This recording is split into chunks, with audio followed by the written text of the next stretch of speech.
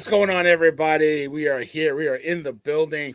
The executives view. We are live as we're following the NFL draft. The Total Sports presents the 2026 live NFL draft show, where we are going to go through the picks, talk about what we like, what we don't like. Obviously, we got our teams. We're fans of our teams, but we're sitting here just like if we were watching the draft with you. You can watch with us. We're having fun tonight. I am the villain, aka I'm not a disgruntled Giants fan, but I can be a very nervous Giants fan. Let's just put it that way. And I'll tell you why in a minute. I don't do this by myself. I got two brothers with me, more on the way. They're probably out getting their beer, getting their bag of chips and all that stuff ready. LG, the Niners fan, in the building. What's going on, LG? What up, fellas, man? Look, hey, I had some technical difficulties, had to move over to the PC. But if you don't notice, hey, I got on my CMC shirt tonight. Hey, I'm ripping my Niners. Hey, I didn't want to put on a hat, but bang bang tonight. Hopefully we see O lineman come off the board. That's why I said draft the O line. Draft the O line. You saw what I posted in the chat, right, LG? On the crumpled post-it. Oh yeah. It says O lineman no matter what, just like draft day. No matter what.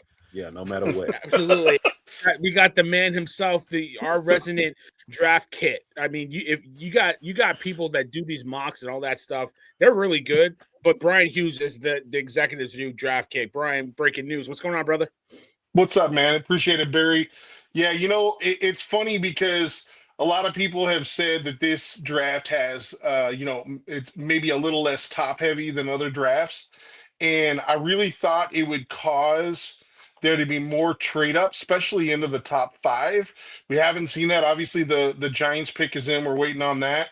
And we're gonna get to these picks. The number 4 pick was a little surprising to me, but man, I'm all about it, man. The draft. Listen, it's the one time a year, whether you're a Titans fan, a Raiders fan, or you are a San Francisco 49er fan, we're all equal. We're all the same, and we all have the same, same chance of luck of landing the next mega superstar. Could be Brock Purdy as the last pick in the draft, or Tom Brady, or it could be a guy, like George Kittle drafted in the 5th round. But the point being is there's going to be gems throughout the draft, and it'll be interesting to see who gets them.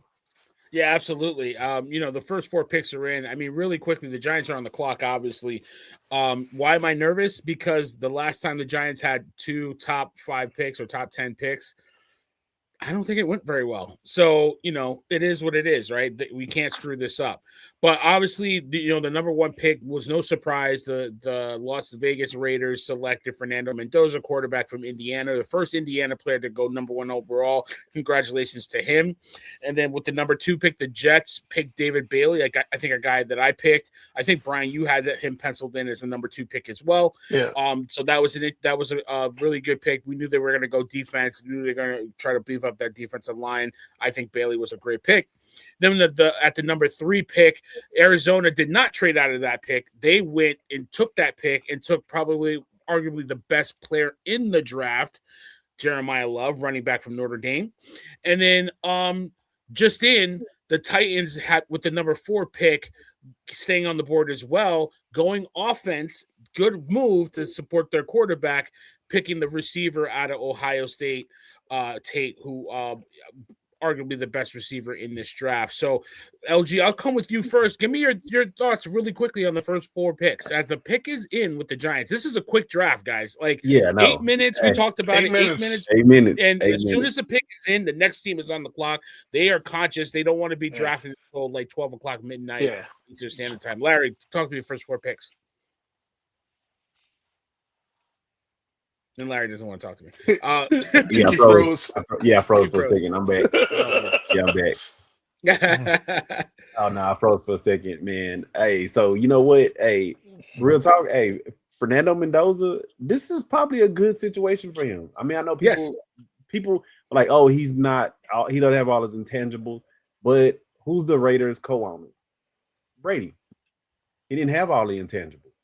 He didn't have the rocket arm and the mobility and all that stuff, but he processed stuff quickly. He picked up the playbook quickly. Who else is he learning from? Kirk Cousins doesn't have all the physical attributes. Not that dude couldn't probably outrun a turtle. he don't have all of the physical attributes, but he's smart. He knows how to play the game, so he's gonna learn from two really good quarterbacks. And we saw what Kubiak did in Seattle, so I think that's a good pick for him. I know I mentioned it in our chat before. I want to see if they go heavy O-line, maybe a receiver, get him some help, keep him upright. Then I like where the Raiders is going with that first pick. Yeah, what do you think about the other picks really quickly? David Bailey. I thought the Jets were gonna do Jet stuff and I don't know, draft Ty Simpson or something. The bad thing is when you get drafted to the Jets and they traded away all their defensive players, like that's the bad thing because it's gonna be like, okay, we blocked David Bailey. Don't worry about nobody else. that's the sucky part. I thought Arizona was gonna trade out of that pick. I hate that the Niners are gonna have to see Jeremiah twice a year. That kid's a weapon, and he's actually remind me of CMC. You can line him up anywhere, backfield, in the slot, wherever you want to line him up at. We'll see what happens. And then Carnell Tate, I think that was the curveball right there. We was looking for these other curveballs, but I think that by them taking Jeremiah Love, that pivoted the Titans to taking Carnell Tate. And yes, hey, Cam Ward needs weapons. He does. He may not be upright, but you need weapons. Yeah, and you got the best one. What really quickly, as the pick is coming in, Brian, what do you think about the first 4 picks? Yeah, so I mean, I think Larry said it. I think Fernando Mendoza's was the right choice. Good for them. Kudos getting the right pick, right choice. Number 2, David Bailey was the right choice. He is the more polished, the more finished defensive end. He's not a projection. You're not trying to guess what he'll be. So kudos to the Jets for getting it right. Number 3, I personally don't, even though he is a huge weapon, I don't personally love taking a running back, especially in the top 5. I get Ashton Genty vibes here. Remember, he went to the Raiders I think he's a better player than Genty, though. I think he is, but remember, without a quarterback, because they don't have a quarterback. Now they may come back and get Simpson or whatever, but it's like you can't put everything on this kid, right? Right. He can't be the sole focus. But he is a hell of a player. But I feel like year 1 and 2 may be kind of a little bit down. Like he might not be as good as we expect. And then obviously Carnell Tate. The thing with Carnell Tate that I think separates him, he's definitely a number 1 wide receiver, is that he can track the ball incredibly well down the field. And although he doesn't run as fast as some of the other guys, he doesn't lose the speed in and out of his breaks. So I think it's a really good combination for Ward. And then obviously at number 5, your Giants, I mean, they go Arvell Reese. You know, here's the thing. I think if I would have asked you before the start of the draft, hey, what do the Giants need? I think pretty much any Giants fan would have said probably trenches, O-line or D-line, right? So here's the thing: a lot of people are gonna knock this pick, but there's a lot of people that didn't even think Arvell Reese would be here. He's a guy that's got a lot of versatility. He can play linebacker. He can come off the edge, especially in 3rd down situations. He does a lot. He can really do a lot. He really does a lot. And you have to remember, this isn't the system that you saw last year. This is Harbaugh's system. These are Harbaugh's guys. Yeah. And so I really think that this is actually a really good pick. And I think you're going to see production from him. I just think Giants fans are going to have to. This isn't going to be like last year, but you're going to start to get those vibes. You're going to have to give him 5 or 6 games to kind of get going. Hey, fellas, we got to trade. We got to trade, bro. The piece that moved up to 6. Hang on 1 second. Because I want to give my opinion. And then you can give me the trade. I like the Reese pick. I think if Love was there, the Giants would have taken him. I love Caleb Downs, but I don't love him at 5. I think you got to go one of these edge rushers. I think Reese is a really good pick. I think he'll fit in the scheme.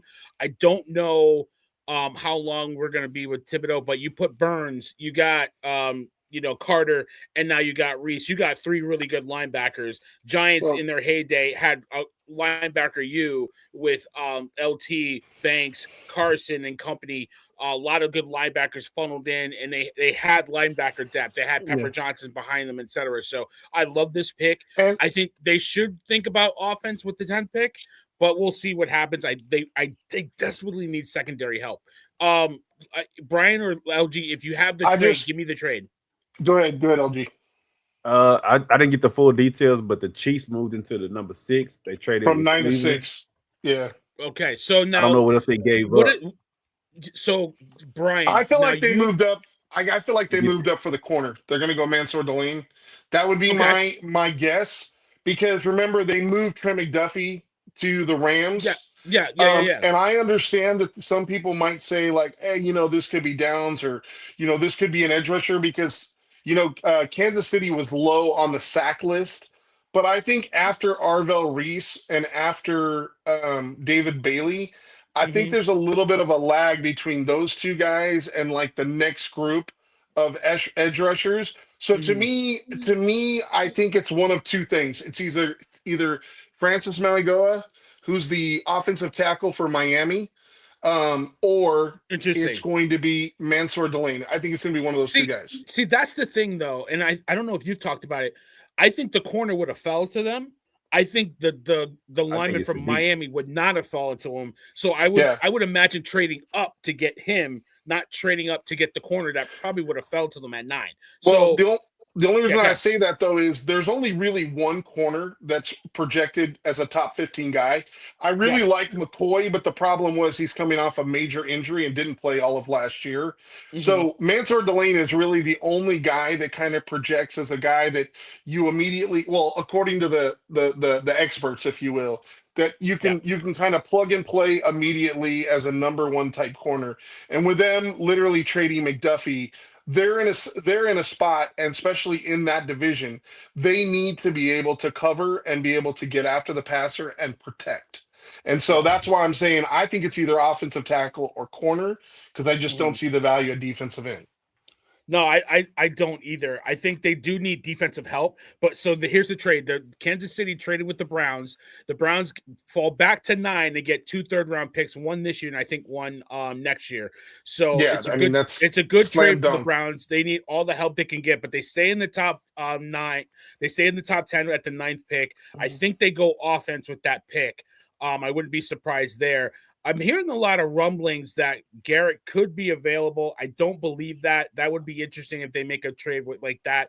But I think that Kansas City, their pick is in. They're moving into the 6th spot, moving up from 9. We'll see who they pick. I like this for Hugh. LG, I'll ask you the trade. Do you like this for the Browns trading back and getting extra picks? Oh, man, you know me. I've been saying what I say, boys.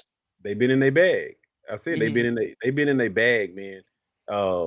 Cleveland, man, I give them their props, bro. People talk about Cleveland doing Cleveland stuff, but I think Haslam is just letting them do whatever they need to do to make the team better. And Barry, I just saw that what's called reported the Giants don't intend on trading Thibodeau, even though that's gonna be I think they're trying to beef up the defense a little bit. Mansour Delaney is the pick at number 6, the corner from LSU, 5'11". He's a stud. He ran a really good 4.40. I think you like him a lot, Brian. I think to your point, he's the best corner in the draft. I would have liked to get him at 10, but I don't think he would have fell. He definitely would have got past Kansas City. So we'll see how that falls out. Brian, talk to me about this pick for Kansas City real quick. Yeah, so the thing with Mansour Delaney, there's 2 things that you love as you really want to see from a corner, right? You want to see a corner that is feisty and intelligent, right? And you also want to see a corner that goes against top-notch competition. The one thing you never have to worry about if you play for LSU is going against top-notch competition, because he's going to go against that competition week in and week out, right? They played Ole Miss. Ole Miss has 2 guys that are going to be drafted in the top 100 picks at wide receiver. They've played against a lot of really good guys. I actually really like Mansour Delane, and I think he's a little raw as a prospect. And I will even say this: I actually like McCoy better, the kid from Tennessee. But coming off that devastating injury and him not playing all of last year, and you not really knowing, like I know he ran at his pro day, I understand that, and that's why I'm saying because there's such a wide gap between who could be the next guy. That's why I said I can understand them trading up for this guy because I don't see another corner going probably in the next 5 to 10 picks. You're not going to see another guy. The other guy that I would have been interested in for Kansas City was Ruben Bain, but he's not really their style of guy. They don't usually like those shorter, sawed off type players. So I think Mansour Delane's a guy that's going to come in and really play well. And here's the other thing.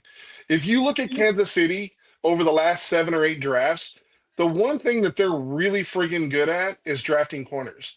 McDuffie, Charvarius Ward, they like Pro Bowler after Pro Bowler after Pro Bowler, and they're going to do it again. And I want to say even Jenkins, who was the guy that literally just left their team and signed a free agent contract with the Rams, like they have just literally drafted guys right after another. So I think he's going to do incredibly well in that Spagnuolo defense, and I think that's a guy that can play press Brian. man.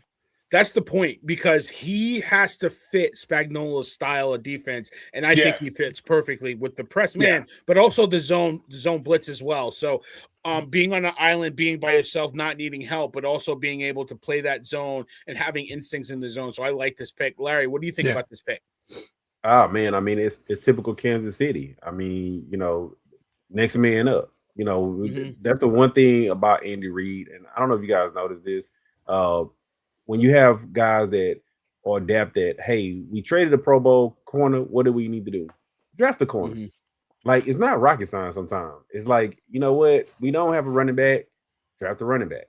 And I get it. Sometimes you have to give up a little bit to move up. I actually think this is a good trade for both teams. Because I think that I think Washington might have taken Mansour. I think Larry's right. I think that makes sense because Washington definitely needs DB help, and this might be a spot where you see they need a lot of defensive You could help. see Caleb Downs though go right here at 7. I think Caleb Downs is the name that's come up a lot. I wouldn't be if they got Sonny Styles, I wouldn't be mad at it. They need to get younger on defense. They're older defense. They got pushed around a little bit more than you would like them to. So I would like to see them definitely think defense.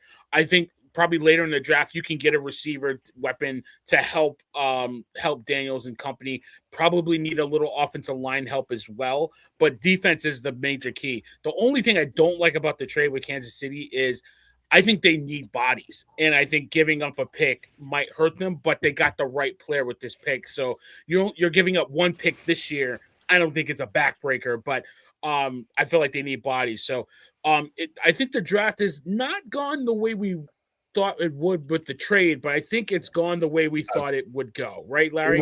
It was the Cardinals. If the Cardinals traded back and somebody moved up to get what's called, then that was going to be the curveball. But by them taking him, that kind of threw the board into a little bit of a ruffle. I'm gonna say like that because I think that Tennessee would not have taken Cardinal Tate if Jeremiah Love was there. And now we see in the fallout from it. Like I said, y'all know how I am. I like the pick for the Browns because I think that Washington goes O-line. I mean, either they gonna probably go corner. Who knows what New Orleans is gonna do? So, and I think this is the pick. I called this. Sonny Styles out of Ohio State is the pick, and super talented linebacker. You watch him a lot. I mean. I think he fits, and I think he is the right pick. So that leaves New Orleans, then Cleveland, then are they bringing back Giants. Warner? Not Warner. Are they bringing back what's the linebacker they got? I know who you're talking about. The veteran linebacker. Yeah. Wagner. Wagner. Wagner. I don't know. That would be good if they bring back Wagner and have Wagner kind of mentor him a little bit because I think Sonny Styles he needs a little bit more polishing to me. That's just me. And learning from a consummate pro like that would help him a lot more. Like I say, I think Arvell Reese was just the dog in that defense. but he's the more versatile one, and I think that would actually help him out a long way if they can bring back Wagner. Yeah, I think he wants to come back too. I think he can get one more year out of him. It'd be a good veteran to be with Sonny Styles, and he can learn from. I think Sonny Styles checks a lot of boxes. I think he needs to get a little stronger so he can play on the line in the NFL. He played downhill at Ohio State. Which is not a cupcake walk, but this is a different league. You can tell, like, Carter played that way in college, got pushed around a little bit. So I think that's going to be maybe the comparable there. But I like this pick for Washington. They just got to get younger. They had to get athletic on defense. I think he checks that box. I think they got a ways to go. I think they always need corner help. I think watching Washington for years as a Giants fan, I've always seen corner be a big problem for them. Secondary always be a problem for them. They have to address it in this draft. But I like the Sonny Styles pick. Brian, what do you think about this pick? Yeah, I mean, I think Sonny Styles is the best linebacker in the draft. I liked him more than Arvell Reese. I think he's more instinctual. The raw athletic numbers, we saw him at the combine, that his RAS score was off the chart. He's very instinctual, and I get what LG is saying as far as the polish, but I think he's one of those guys that the polish is, he needs to play more at he needs that play at the NFL level, right? It's not like a tutelage thing. He's just going to take his lumps and he's going to learn. But the thing that he has that you can't teach is he has makeup speed, right? So he can chase guys sideline to sideline. And the reality is, especially you as a Giants fan, when you look at Dallas, when you look at the Giants, and when you look at Philly, at their core, what do they want to do? They want to run the ball. So yes, a DB helps, but the reality is having a guy like Sonny Styles that can help you put those teams into 3rd and 7 or plus is probably more beneficial at this moment than grabbing a corner, right? Because they're not one corner away. No, they're not. They're not. And I think the Giants probably would have grabbed Styles if they didn't get Trayvon Edmonds, right? I think they're a little bit in the same vein, a little bit the same position. But I mean, I like this pick for Washington. I really do. As much as I do not like the Washington Commanders, obviously. Hey, you put it like this. The good thing I do like about this pick, how Dan Quinn, he likes to have his players, that one guy who just roams and just go he can be that one guy who just goes and just causes havoc in his defense. We all remember that Legion of Doom defense. We all remember like when he was coaching the Cowboys and he just told Micah, hey, just go hit something. He loves having guys like that, and I think that would probably be the Sonny Styles role. Just, hey, go seek ball, hit ball. See ball, hit ball. Yeah. I mean, so what do you think about the New Orleans Saints? I think we gave them a lot of crap for the quarterback that they picked, Chuck, right? And he played some really good football. So I don't think they need. Obviously, I don't think anybody's going after quarterback. Maybe later in the round, I don't think you're going to see a quarterback go until after the 20th pick. In this draft. So, do you get him weapons? Obviously, Kamara is getting older. They don't have a lot of receiver help. They traded away. But they signed what's called it from Jacksonville. Yes. Yeah. Yes. They got Kamara. Yes, to replace Kamara. ETN. They got ETN. ETN. They're not really worried about interesting move for him. I don't know why. This is the first time he's not going to be playing with his main man, Lawrence. So that's crazy. But you went from a playoff team to a team that, I don't. But he's from the area. I guess he always wanted to play. He's from the area. And hey, listen, when you're in that division, you're not that far away. I was going to say, you got to also consider that, like, literally, like a 9-8 record gets you in maybe in that division. So I think when you're looking at the Saints, I think you go one or two directions based on how the board has fallen. I like the idea of the weapons, like you guys talked about. Maybe a tad early, but like a guy like Kenyon Sadiq, Makai Lemon. I also like the idea of Ruben Bain here. Yeah, I You're was gonna talking say Ruben about Yeah, I like Bain. do you're too. talking I do about a too. guy, right? Cameron Jordan's getting long in the tooth. He's a free agent, and they need juice off the edge. And the one thing with Ruben Bain, I actually have him ranked as my number one or my number two pass rusher behind David Bailey. He has tiny T-Rex arms, but the thing is if you watch the tape, I don't think there's anybody in this draft that's stronger at defensive end, and that's even including guys like Keldrick Falk that outweigh him by 30 pounds. Like Yeah. Ruben Bain is just a monster, and his bend is just next level. The ankle flexion, the way he gets around the corner is just ridiculous. So those would be the two directions I would look at. And Barry, I think you aptly pointed that out. But I think you go offensive weapons to support Shuck, which we talked about last year. I had a second round grade on, Yeah. or you go defensive end in this situation. In order to kind of bolster that pass rush. To me, that's the two positions you're looking at: offensive Yeah. weapon, defensive end. I tend to agree with you. I wouldn't be surprised if Angola is taken off the board just because he's the best lineman available right now. But I love Bain. I think the crap that he's getting about his reach guy's a football player, man. When you're a football player, that crap really is like details. Like, you know what I mean? Like the kid can play. He wreaked havoc all through the college playoff. I think he upped his stock in the college playoff, in my opinion.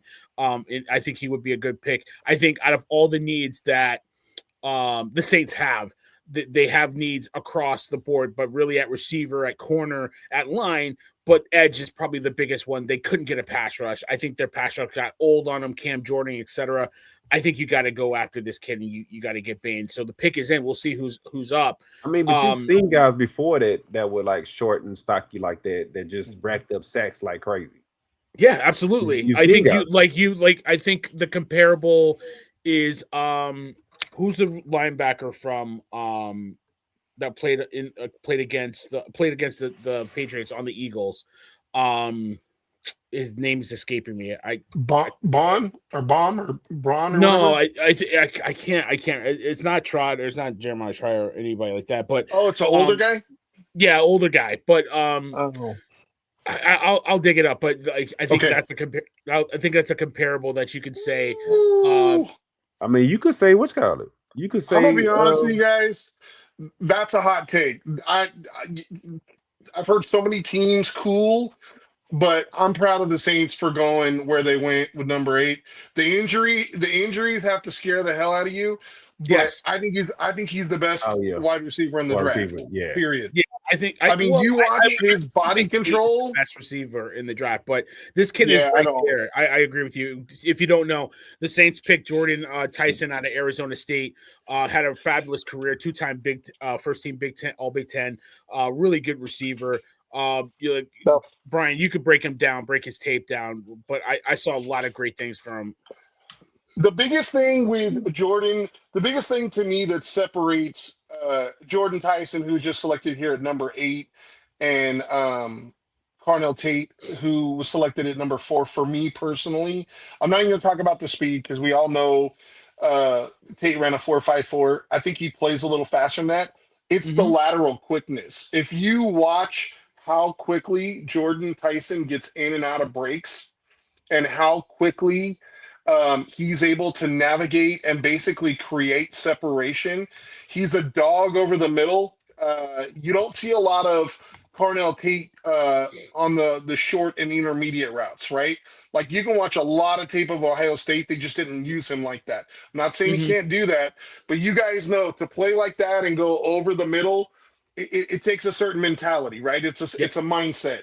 So, now the caveat to that, obviously, and the concern is Jordan Tyson, you look at it like the catch radius, it's ridiculous. I mean, he catches passes. I've watched him flex his body back, like almost like Odell Beckham-esque, like, catch balls that are thrown 2 feet behind him, ones that are down by his shoestrings, like the Hakeem Nicks from back in the day, when he's doing the crossing route and catches it on his shoelaces. That's very Jordan Tyson-esque. But to get to the negative, Jordan Tyson's been injured every season he played at Arizona State. He had a broken clavicle. He battled hamstring injuries this year. And so you just wonder, right? Because he's not a super big guy. You wonder, like, hey, is he going to be able to hold up? But I will tell you this. If you have to take a chance on a guy, especially in a draft that is not considered ultra top heavy, dude, Jordan Tyson, he just has just really soft hands and he runs really, really great routes. Like he just sets up a really nice target for his quarterback. And like I would not be surprised at all if he ends up being the guy that's has the most receiving yards out of all these guys in year one. Now, granted, we have to see where everybody goes, but I'm just saying, if he can stay healthy, man, he is a difference maker. Yeah, you put him next to Olave, that's gonna be exactly nice. That's nice. I'm glad that the Saints stuck with Olave because a lot of it wasn't his fault. He's a really good receiver, but to your point, Larry, I'll go ahead. And he kept getting hurt too, though. That was one of the issues. Olave kept getting hurt, but if you put him next to Tyson, that's gonna be a nice one too. Especially after they traded away how you say his name? Shaheed, the dude they traded to Shaheed, that's what I was saying. They traded him away mid-season to the Seahawks. Shaheed. That's gonna be a nice little pickup. I like it when you give your quarterback weapons. I wish they probably would have went O tackle or something like that because you got to keep them upright, but it's still a good pick to me. Yeah, and I think this sets up the Browns really nicely to trade back. I think they need offensive line help, and I think they take the best available offensive line right now. I think it's got to be Mangula, right, Brian? Like they have to protect. I know they have a crowded quarterback room, and if you have more than 3 quarterbacks, you don't have a quarterback. But I think don't say that. But let me finish. But I'm saying the guy that I think is the guy is Shedeur Sanders. That's bad. But that's bad thinking, though. If you got 3 quarterbacks, you find out which one is the best one, and you trade the rest. I don't believe that, but I think the guy is Shedeur. The room lights up. The energy comes up when he's on the field. But the one thing that he was doing a lot was running for his life. You got to protect him. Whoever's your quarterback, you got to protect him. I think you go to your point, the best lineman available. This guy, I'm surprised he fell this far. I thought he would go to Tennessee because of the way people would have traded up and all that. Now that he has quote unquote fell to the number 9 pick, I don't know how you don't jump on him, right, Brian? I think you do. Because Cleveland got two first round picks. I definitely like him, but that's what I was just going to say, LG. You remember that they have 2 picks, and there's probably 7 offensive tackles that are going to go in round 1. I personally think they're going Caleb Downs. Remember, they lost the safety in free agency. They went tackle. They went tackle. Spencer Fano from Utah. Yep. There you go. It's a good pick. Super good pick. Super good pick. I think Fano has the best feet in the draft. The problem for me with Fano is he's got 32-inch arms. And last year, if you guys remember, we had this whole debate about how I didn't have I can't remember the kid's name now, but Will Campbell rated higher. And he has longer arms than Fano does. I project Fano as a guard. We'll see what they do. But I mean, he could literally be like an all-pro type guard. I think he moved to tackle at Utah just because, but I think he grades to your point as an interior lineman, as a guard, and I think he could be a nasty guard. Like I don't think I played guard in high school. Like I'm starting to talk like Al Bundy, right? In my high school, they scored 4 touchdowns in one game. But like no, I didn't have long arms. I have short arms, but I was a good interior lineman because I was quick off the ball, and I can and I think that's where he compares. So. I think this sets up nicely for the Browns. They needed line help. I think they have some weapons. I think they could, with the picks they got, like we've said before, there's a lot of good receivers in this draft. They don't have to hit the home run with the 9th pick at receiver. They can still get that pick. The Giants' pick is already in. I think Caleb Downs is a New York Giant. I would be surprised if they pass on this kid.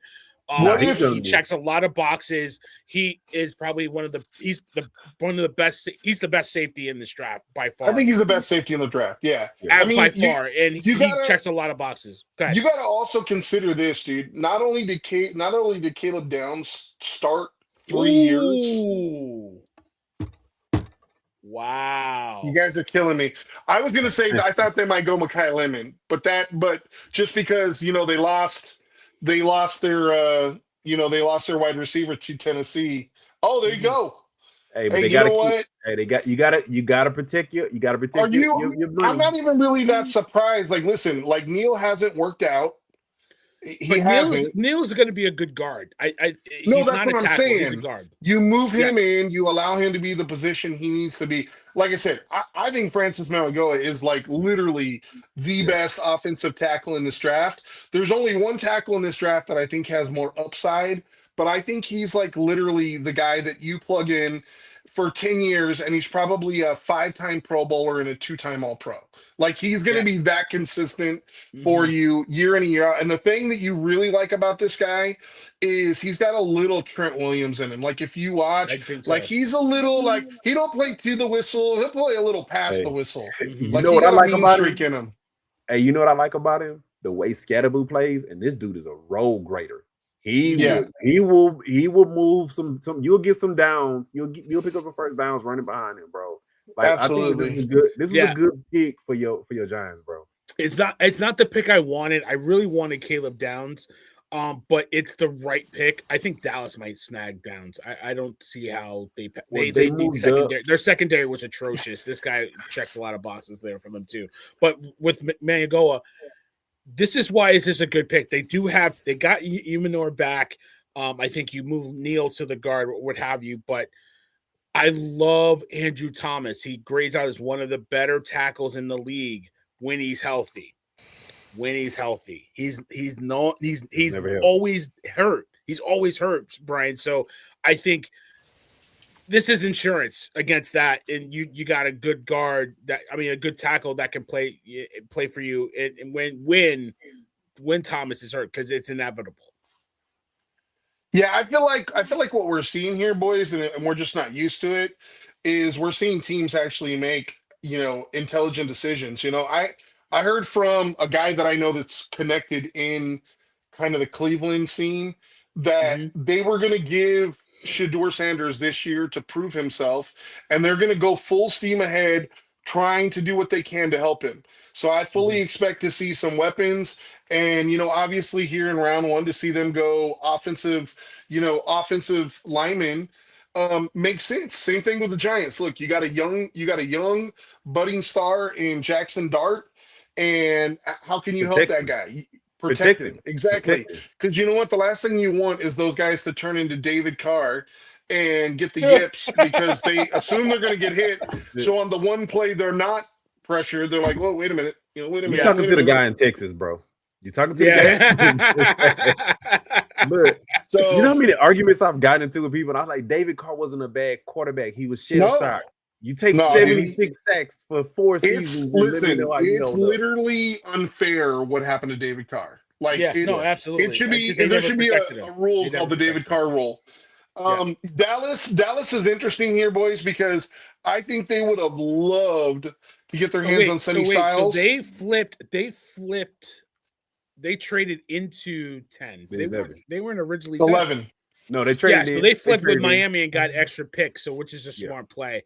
I definitely think they're going to go defense. I don't know if they go Bain. I think it's either Bain or Downs.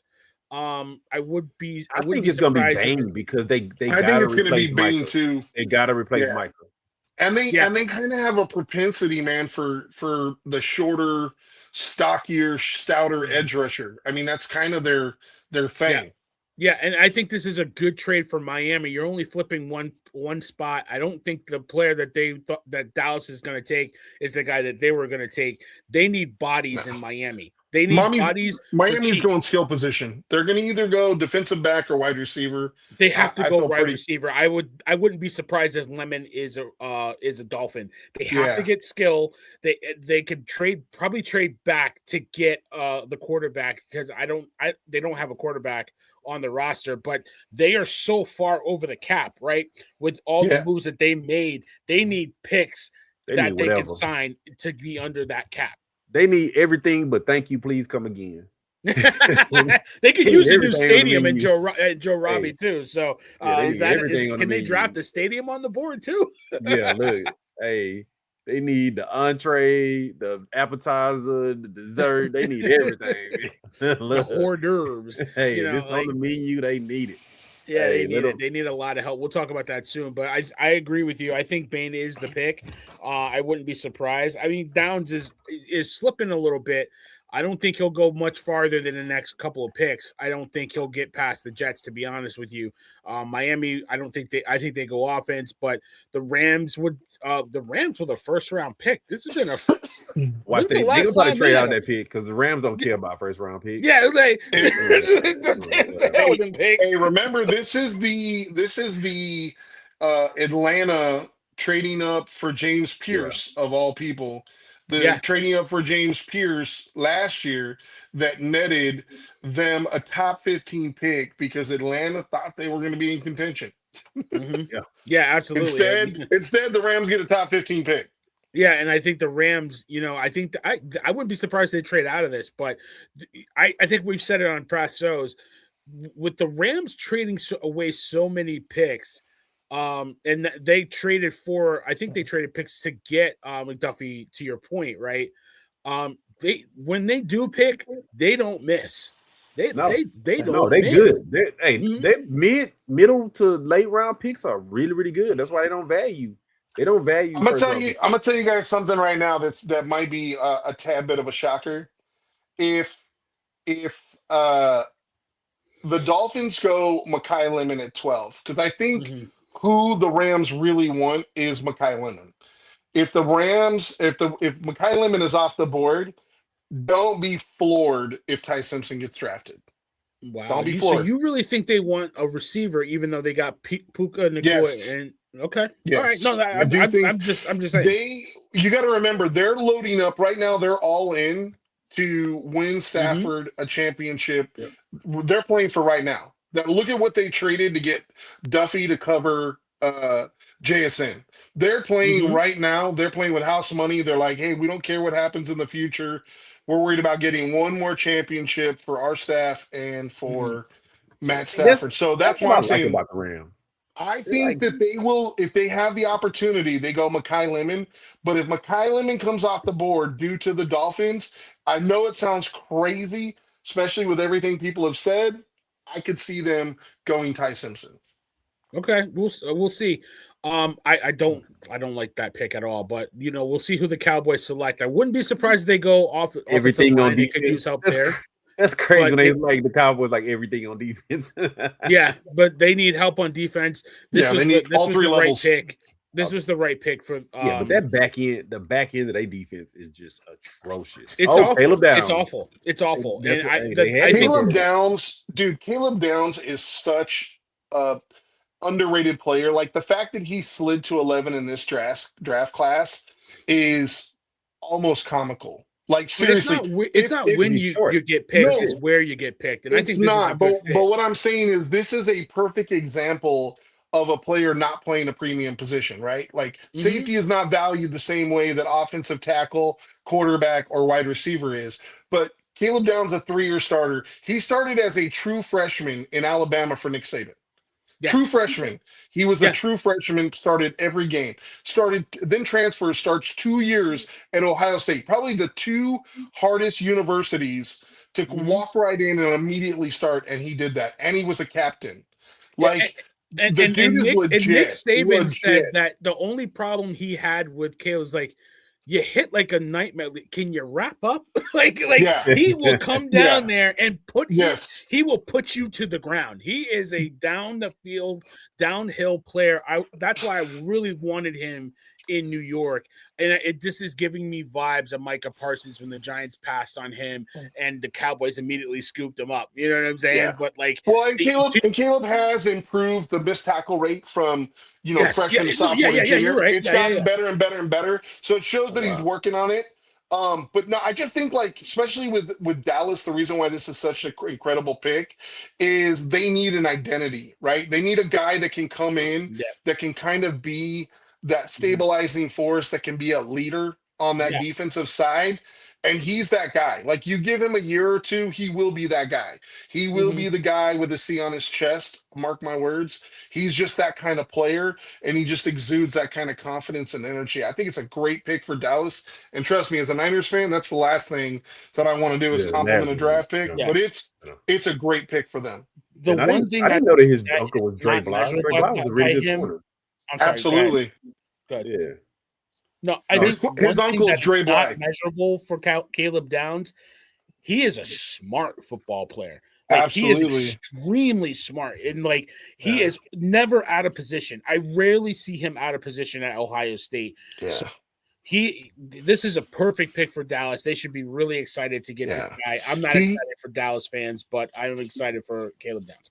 No, he absolutely was helping get. If you watch the tape, especially like the all 22, you can absolutely see him communicating, telling people where to line up, and that's with guys like Arvell Reese and Sonny Styles, people that were drafted ahead of him. He was kind of the guy that was directing traffic and kind of telling people where to go. He was the guy that had the carte blanche too. Sometimes he played deep, sometimes he would come down into the box. Like, he was the guy that kind of had the carte blanche to just be a playmaker. Yeah, and he's a football junkie. He loves the game. He loves to study. He loves to learn. So, this is going to be great for them. So, while I like I said, I hate that stupid star with a passion. I know Niner fans, you hate him too.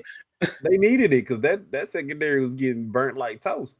Yeah, I mean, I'll give it credit though, LG. It did get better as the season wore on, but it was exposed. I mean, when you got Russell Wilson throwing on you, Russell Wilson threw for like 500 against him. Like, like when your boy Russell Wilson is throwing all over on you, it's a wrap. On him, bro.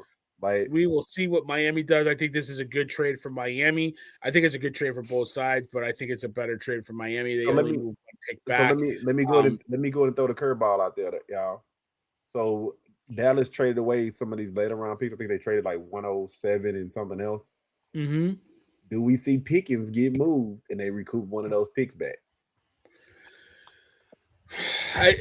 From what I heard, they are negotiating. He's going to sign the franchise tag, but they are in active discussions to sign a long term. No, Steven said they are not negotiating with him. That's what I saw. No, this was the press conference out of Steven's own mouth. He said they are not negotiating.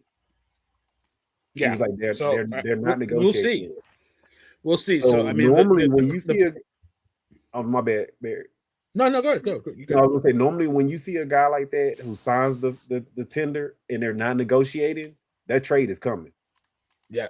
So now the run of tackles is going. So Caden Proctor, tackle from Alabama, really good tackle. Just ridiculous. I really like him. He is off the board right now. So far in the first 12 picks, you've seen 3 tackles go off the board, and Fano from Utah, Managua from Miami, and now Proctor from Alabama. Not a terrible pick. I would have loved to see them go skill position. They traded away. They don't have Tyrese Hill anymore. Waddle's their only receiver. I would have liked to see them get a weapon, but you building on the offensive line, I will never say that's a bad thing. So, LG, what do you think about Proctor from Alabama going to Miami? Man, I would have loved to see if San Diego would have went up and got him. I'd have loved to see the dude in a McDaniels offense, bro. Yeah, they needed him desperately. Yeah, not even just that, dude. This dude can line up at like tight end and Rams ran that pick in. Yeah, bro. Dude. Hey, like faster than you, right? Brian.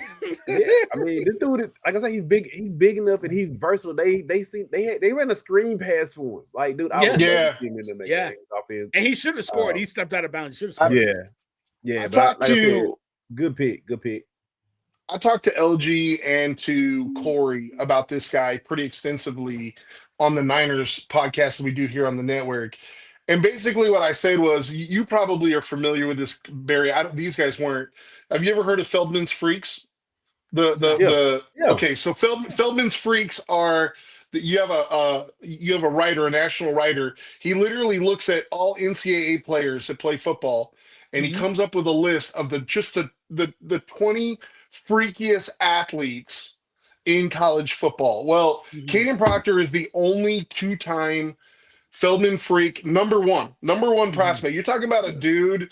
You're talking about a dude that benches over 500 pounds, that squats 800 pounds. There's just not a lot of dudes on the planet that are 6'7", 345, 350. Right? He has a lot of issues. I'm not going to sit here and try and act like he's perfect. I actually told the guys, hey, I think he might fall because his hand placement's not great. He needs a lot of work. His feet is a little sloppy.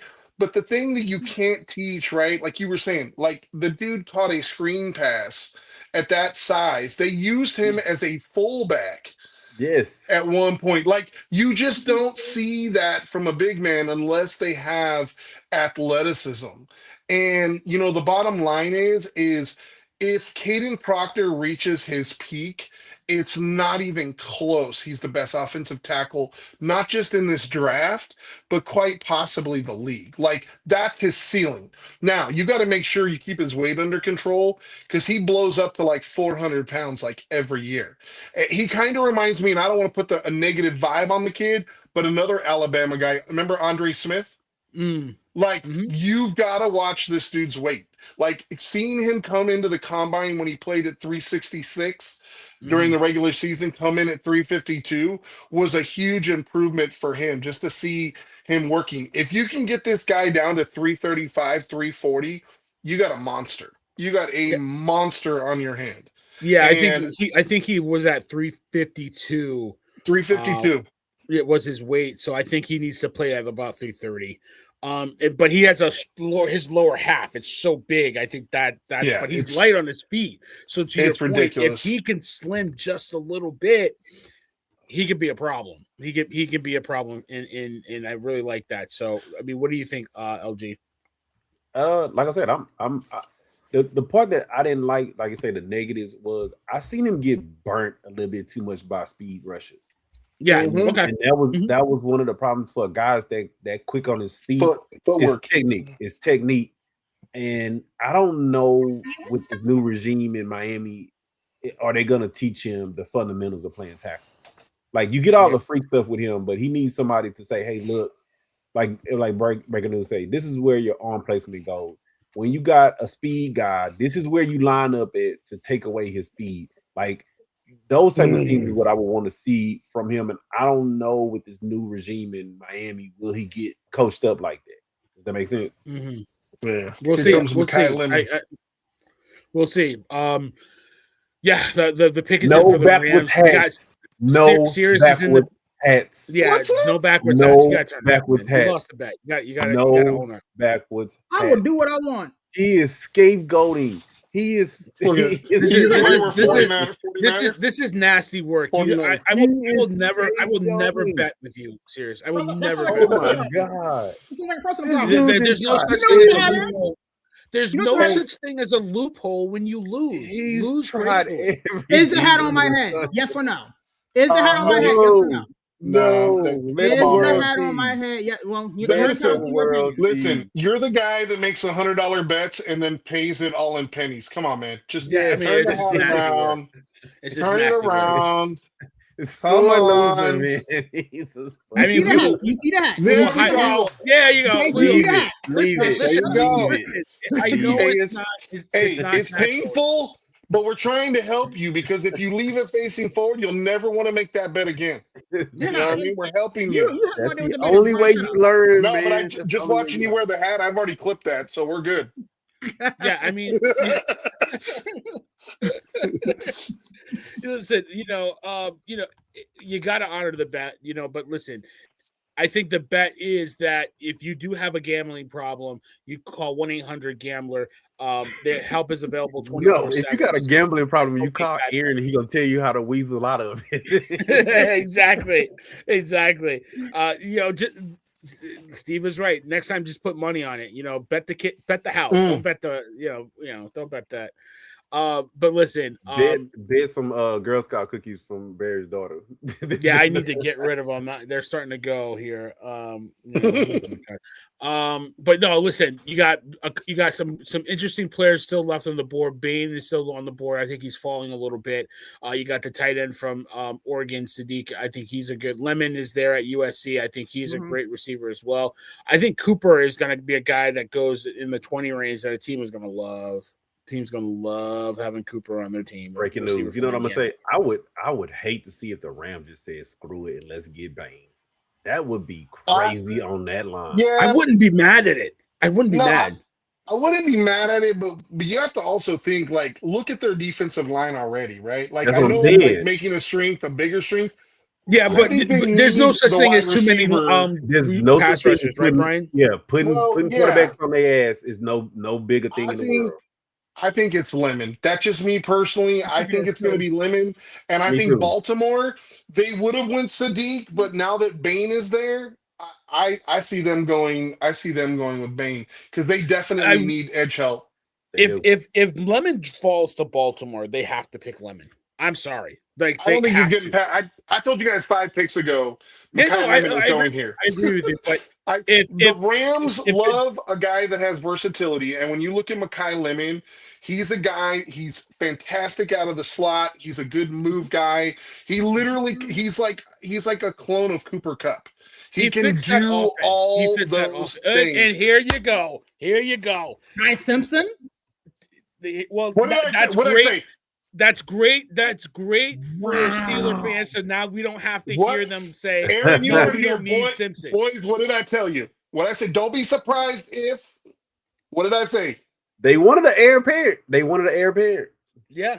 Serious, you weren't here, but I literally told them 8 picks ago. I said, don't be surprised if Ty Simpson goes number 13 to the Rams. I don't hate this pick because you're not drafting him to play for 2 years. Maybe 1. I don't love the pick because of exactly what you just said, because you drafted a guy that's not going to play for the first 2 years. That's just me. But this is a house. This isn't a pick that they were supposed to have. They got this pick because, to your point, that the Falcons made a mistake. So this is house money for them. So it's like, all right, well, I got a pick. I got at 13. Pick at 13. I don't really need a quarterback. I have everything I need. Right? Why not? Right. But if you look at the Rams, listen, they have deficiencies on the offensive line. They have deficiencies at wide receiver, especially the number 3 wide receiver.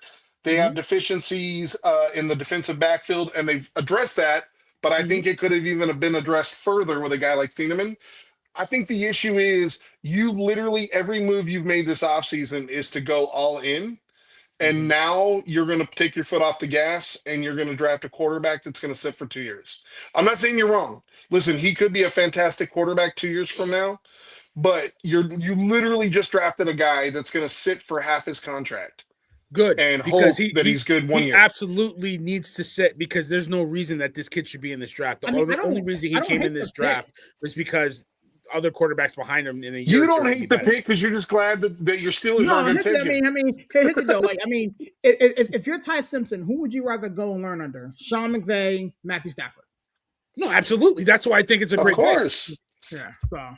No, it's great. That's for why Ty. Ty Simpson would have liked to have gone number 1 overall. I mean, yeah, for Ty, it's great. Yeah, I mean, that's why I don't want to say great pick. That's why I like the pick because he learns under 2 really good really good offensive mind in McVay. He gets to sit under a really good quarterback, a future Hall of Famer. Hate me if you want me to, if I said that. I think he's a future Hall of Famer, and Matt Stafford, and he can learn because you don't draft this kid to play this year. He ain't ready. I don't care what his agent said. His agent should get half his salary because this kid is picked in the top. It's the PR firm of Ty/Simpson and company. They've talked glued up.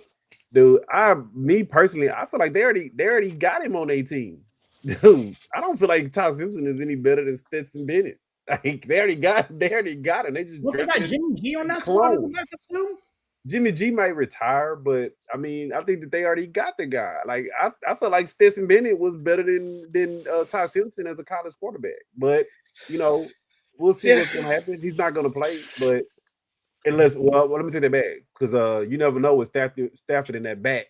He might get pressed in to play early. You never know. But that's good. Hey, I know you happy, Aaron, because that's one less to keep Ty Simpson off the Steelers comment. Yeah, because I mean that I don't know if the Steelers pass on him at that pay. I know you do. We pass on him because Howard. You better hit it out of the park this year, though, bro. Like how many? Like just like the Giants, we miss on offensive linemen in the top. The guard from Penn State is sitting right there. I don't think he falls that far. I don't think he's gonna be there at 21. There's no way. I don't think he's not. You're gonna have to trade up to get him. I'm telling you right now, he is not getting past the Chargers. Period. It ain't gonna happen. So you can move on to your second favorite guard. The Chargers pick after Pittsburgh.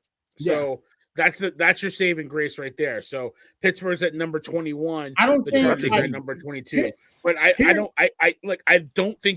the Lions would snag them because they could use Panthers. I can see that. Yeah. I see the Lions. Yeah, I think Tampa Bay will snag him. I wouldn't be surprised at that either. Listen, Lemon has to be the pick for the Ravens. This guy is fallen to them. They need receiver help. They need weapons to go. They can never get it lost likely. Ravens need O-line help though too, Barry. Like they could, depending on how they view people, I could see them going with like a guy like Monroe Freeling. I could see Mekhi Lemon. I could definitely see them going with Ruben Bain. But what the guy that Aaron wanted, look, boom, just came off the board to the Ravens. Yeah, they're building. They're building tough. That's not a bad pick. Yeah, I mean, you're gonna let that guy road grade for Derrick Henry. I mean, that's what they do, whether John Harbaugh's there or not. Yeah. So so this is your guy from Penn State. Talk to me about the Ravens pick. Yeah, great guy. He can really pass block very, very well. A mauler to Brian's point. He's a guy that plays guard. He can play either the right or the left. I wanted him to come in and fill in for Isaac Salomalo, who goes to the Tampa Bay Buccaneers. So we had a significant need at the offensive line spot, at the offensive guard to be specific. I was kind of hoping, to your point, Villain, that they did go wide receiver there because I felt as though he could potentially fall to us. Now that both guys that I wanted are off the board, because Proctor went a couple picks ago. I'm not even sure what the game plan is. Everything's been blown up in the first 15 picks. Correct. Hey, I told y'all the curveball started it. The guy that me and LG were discussing at 27 on the Niner podcast went like in the top 10. So it's like, okay, well, what are we gonna do now? Yeah, so I'm not too sure where we're going from here, but yeah, it's a hell of a pick for the Baltimore Ravens. I hate that he's there. But that's what I'm going to get. And I'll keep saying it now. That Lemon gets picked because I don't know. Maybe they don't. Maybe the Bucks. I don't think going to the Bucks. I don't think going to the Bucks because I mean last year he's not the Bucks kind of edge rusher. Like if you look at I'm talking about Lemon, but Lemon, they do need edge help. I don't think so. I don't think so. I think this is definitely a defensive pick.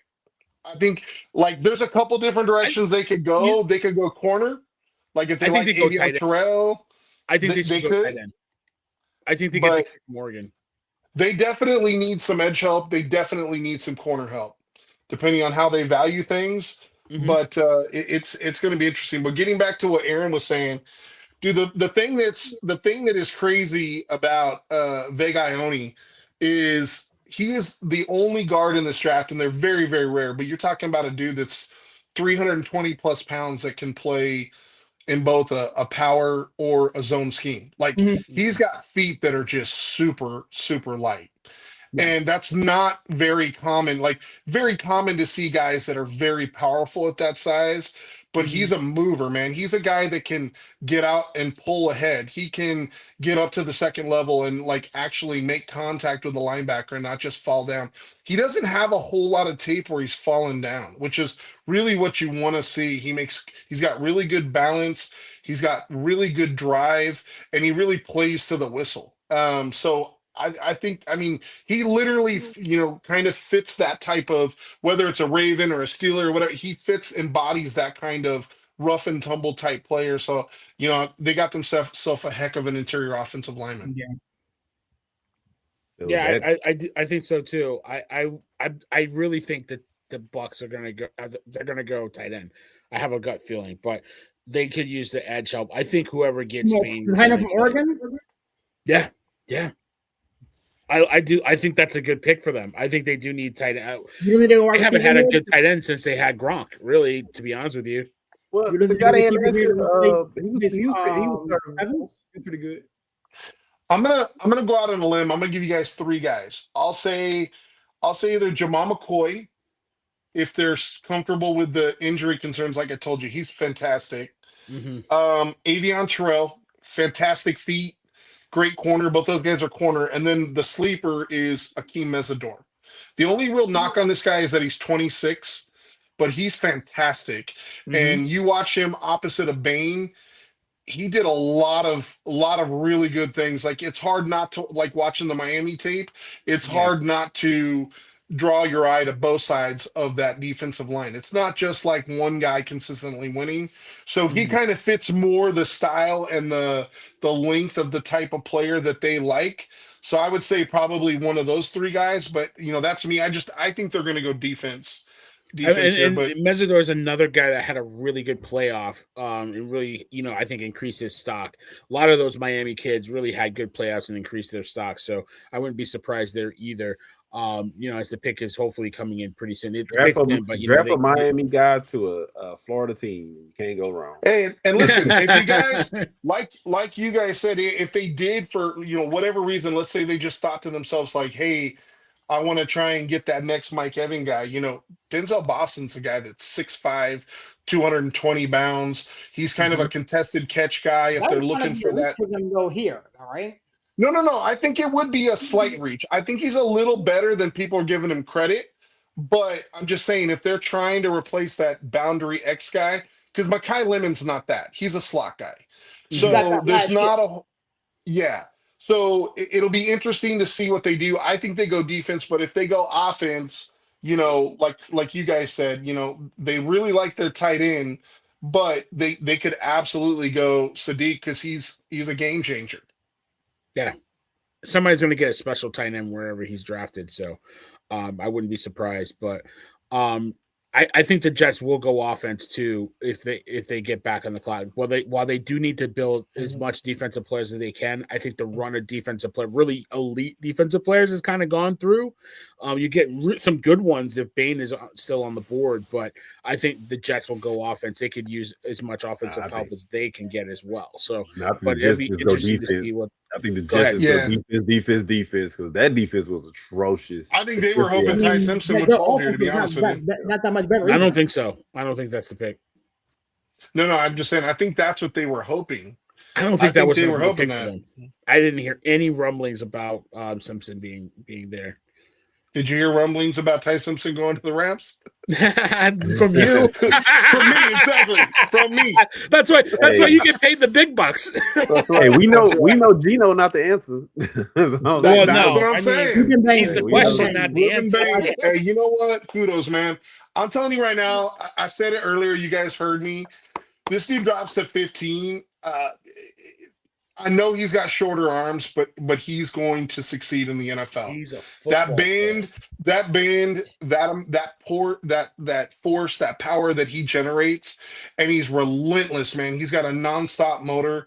I love this guy. I really do. And I think he's going to be great down there. And like you guys already talked about connection wise, going from Miami to Tampa Bay, not a huge shift. And it's not like you're going to have to get used to the humidity. You know what I mean? No. Yeah, right.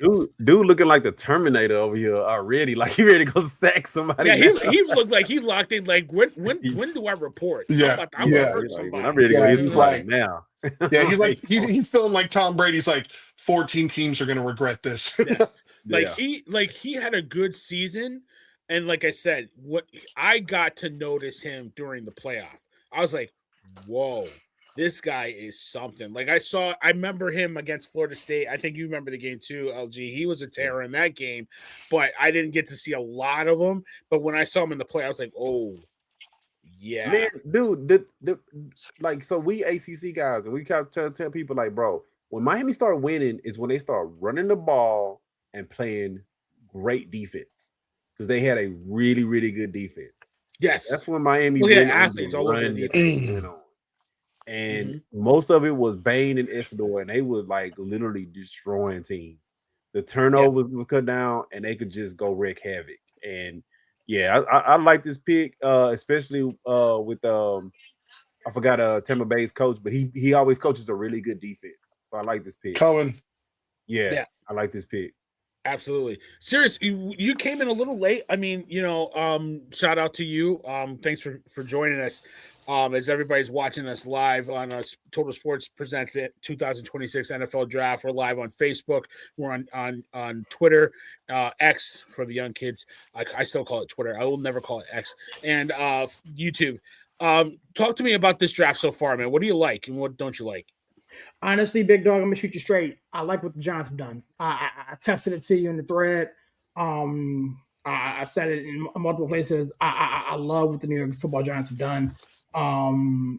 It just screams Harbaugh, and as somebody who has dealt with Harbaugh a good portion for the past 18 some odd years, 17 years or whatever, he has literally put his fingerprint on everything. I like what the Jets have been able to do. To be painfully honest with you, I like them getting what they got. Mendoza going number 1 doesn't shock anybody. I felt as though Jeremiah Love going 3 to Arizona. I could have seen him trading out of that pick. To be painfully honest with you, because they need everything, right? They need everything. A water boy, a new dietitian. They need a guy that runs the draft pick to the commissioner, right? They need that too. Can you draft that guy? Cornell Tate being the first receiver off the board to the Tennessee Titans was kind of a move for me, because I felt as though the other guy from Tyson, I thought Tyson was better, to be perfectly honest with you. Yeah. So the fact that he fell to 8 to the Saints, I loved all of that. Yeah, I love it too. Caleb Downs going to the Dallas Cowboys, I hated it, but it was such a good move. It was an obvious move. Yeah. But Reese going to the Giants there at 5, and then the Giants coming back and picking up the offensive tackle for Miami. Again, I loved every second of that. Proctor going 12 to the Dolphins. Again, another guy that I wish the Steelers were able to get their hands on. And then obviously my guy from Penn State going 14 to the Baltimore Ravens. Again, it's kind of playing out as much as I thought it would. I'm curious to see what happens later on in this draft. I mean, we're right now at the Jets. And they go always ruin tight ends. Ain't that about a so yeah. I'll be honest with you. I'll be honest with you. I like Sadiq. I wouldn't win here for the Jets. I wouldn't win it. They need all the help they can get. I think best available is where they. I might have went Lemon. I might have went an offensive lineman. I mean, they have never had a tight end ever. Never had a good one. I'll go even further. Name one good tight end who's played with Geno. But wait, are we sure? Are we sure Geno's going to be the guy? Yeah, initially, but Yeah. There are some quarterbacks that just don't use their tight ends, and Geno's one of them. Yeah. I mean, but hopefully he's not. Geno's not obviously not the long-term answer. I think he's a one-year guy, and the Jets they'll be looking at quarterback next year in the draft, unless they miraculously get the back. I don't know what they're doing. They had 2 picks. They decided to go with Sadiq, and they decided to go with Bailey, the number 2 pick. I love that pick. So we'll see. It's going to be interesting for the Jets. I hope. I hope they can figure it out with the Titans. I really do. I've lived in this area all my life. I have never seen a Jets tie-in. Never. Nope. There was that kid back in the day. I don't remember his name. I want to say Dustin Miller, but it wasn't Dustin Miller. But there was a kid back in the day they drafted like either in the first or the second round that was good for like one season. But I'm not a huge fan of this pick, and I think if CK was around, we would get some 4-letter adjectives about how he feels about the draft so far. For them, Knicks lost game 3. If you're wondering. Oh, they did. Yeah, I'm not that surprised. So, anyways, but I feel like yeah, I mean, it's kind of like Houston at this point. It's just I know. You got something for. Don't tell me. Next show he's gonna have a Lakers hat on. Anyways, I really thought the Jets were gonna go corner. I mean, listen, you trade away like a couple like franchise altering players, and like I get it, they could go there in the second or third or fourth or whatever, but like I mean, there's a couple really good corners that were sitting there that they could have went after, and it's like I understand like you got to build and build up, but I'm kind of with Aaron on this one. I don't love the Kenyon Sadiq pick because in order for him, especially as a youngster, to be effective, you got to have other things that are going to pull the eye away. And it's like you got Brees Hall, maybe like they still could trade him, right? And then you got Garrett Wilson. And Garrett Wilson hasn't even been Garrett Wilson for like 2 years, 2-3 seasons. He hasn't had a quarterback. So it's like, you're talking about the team that had the second lowest sack total in the entire league last year. And yes, it's great that they went and got a pass rusher. That's fantastic. But they also gave up a ton of points because they can't really cover on the back end either. I would have went that direction, but that's just me. I mean, I think the wrong Oregon Duck was selected there. You know what I'm saying? You like Thinman? I like Thinman for the Jets. I think Thinman would have probably been the better play. Because, again, this draft was loaded with eligibles. Yeah, but Jets are going to jet. Jets are going to jet, man. That is true. I didn't even talk about the Cleveland Brown pick because I thought this is the craziest part to me. And am I tripping? The Jets, y'all got Aaron Glenn, who's a defensive coach. He was a defensive coordinator. He was a cornerback. And you don't put your stamp on the defense of this team. Does that make sense to anybody? Yeah, but you know what, LG, you know as well as anybody, man. I don't know what it is with coaches, but they think that they're kind of like basically like God. Like we've seen this with Shanahan. Like they're like, oh, don't worry about the offense. I can literally do this with 7th-round offensive linemen. Like, just give me anybody, but we really need those defenders. And it's like we play Seattle, and all of a sudden we can't stop anything up the middle. Dude, that's what he's doing. I'm not being funny. I can do it. I'll be fine. Just give me some 7th-round corners, and we'll be okay. Yeah, I'm not being funny, but it's like, okay, I'm in Houston, so we know what D'Amico did. D'Amico's a defensive coordinator, came from the Niners, played linebacker. You know what he did? He put his stamp on the defense. That defense is a terror right now. Like the offense could need some help.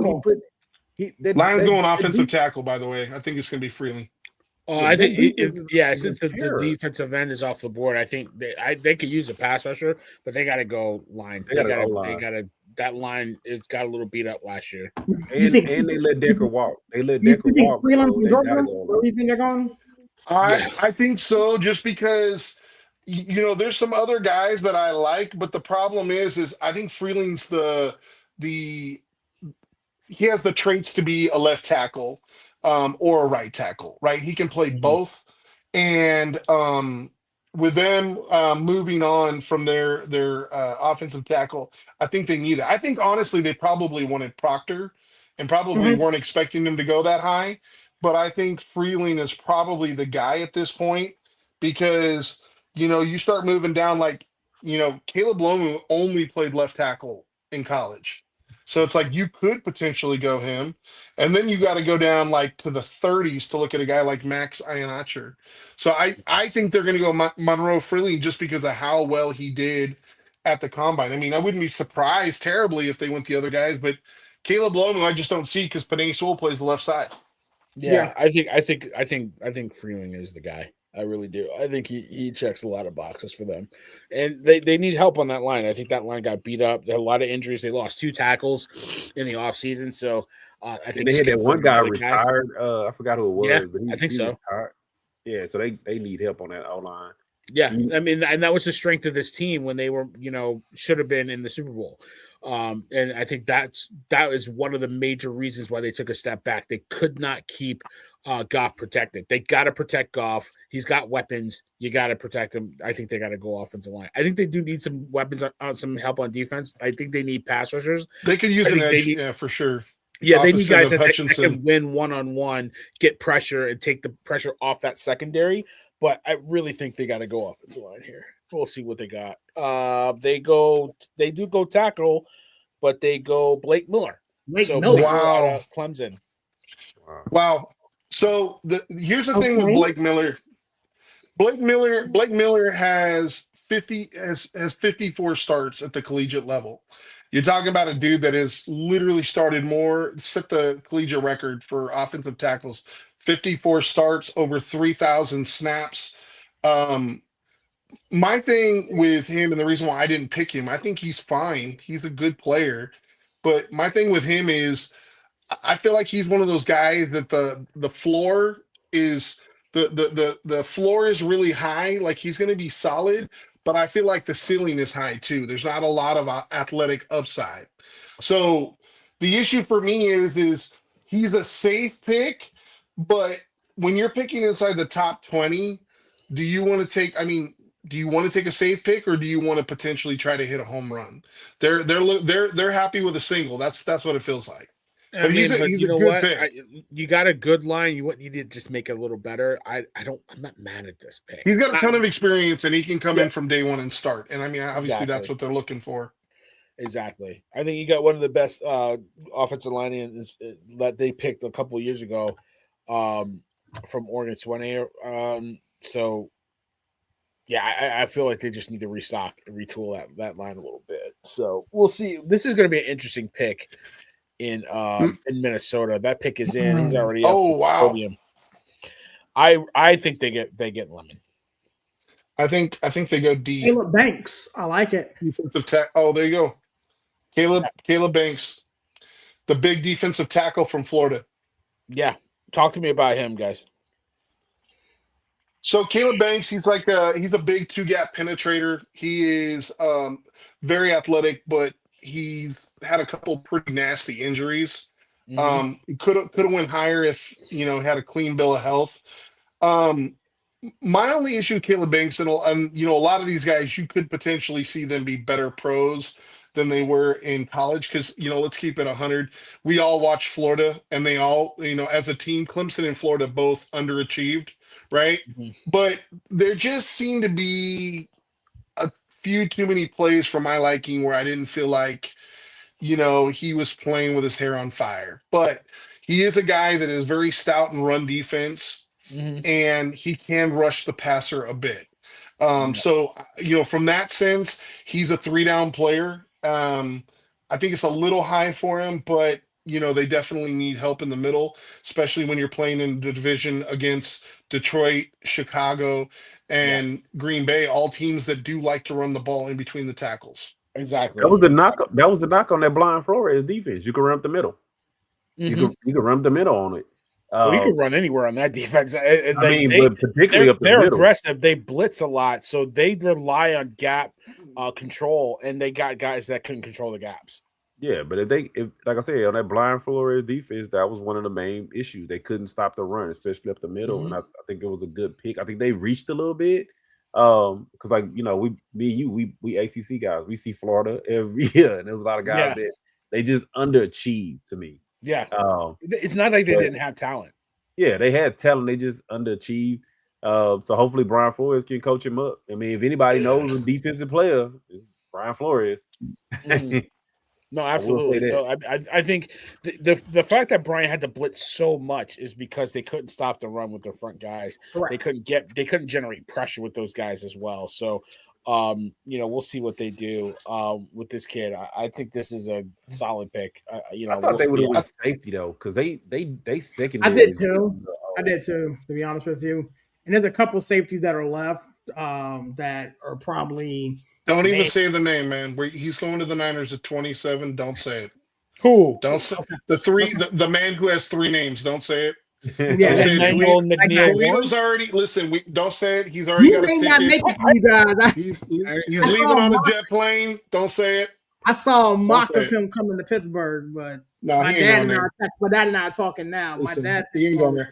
Hey, for real though, you guys know one thing that is pretty interesting here, because I'm just gonna say, in my opinion, I feel like Caleb Banks is a guy that Minnesota theoretically could have gotten if they moved back 6-7 spots, but they took him here at 18, which tells me there has not been a lot of trade action. I don't know if you guys have noticed that, but right, those were both in the top like 10 or 12-ish. So it just tells me that there's not a ton of guys that are super coveted, right? Like there's not a huge difference between the 4th offensive tackle or the 6th offensive tackle. I think it's staying pat with the guys you have or on your board, and then trusting the process. Trust the process. Okay. But we got Panthers on the clock now. Their pick is in. I mean, I think they could use a little receiver help, but I think they need secondary help. That the Niners want with the 3 first names, he may go here. Yeah, they need a lot of secondary help. I think they need an edge. They need an edge rusher. Hey, listen, a sneaky under the radar, just because they're trying to buy into Bryce Young. I wouldn't be shocked if Mekhi Lemon went here. I heard a lot of talk that even though they went wide receiver last year, that Leggett might get moved in this process, and that they may want to go wide receiver in this draft. They hit a home run last year. Here's another option for the Carolina Panthers, and again, call me a homer. Singleton. Oh, you're a homer. Yeah, no. They just round 1. They just lost battle, man. They just lost battle. Yeah, listen, come back in round 4. We'll have a conversation. Listen, I love Singleton. I feel like a dying art is that of pass protection, and the dude can pass protect. But it's like, I don't think there is one running back outside of the guy who already got drafted that is worth a top 60 pick, and that's including his running mate. I'm just being honest. I said Price probably gets drafted at 32 by Seattle, but there's not another guy worth it. So, they're trying to fit this in. Please just don't be my guy that has 3 names. I'm hoping. We just had another trade. The Eagles just traded up. We got to trade up. You got to do business. The Eagles. Come on, Howie. They went No, I think.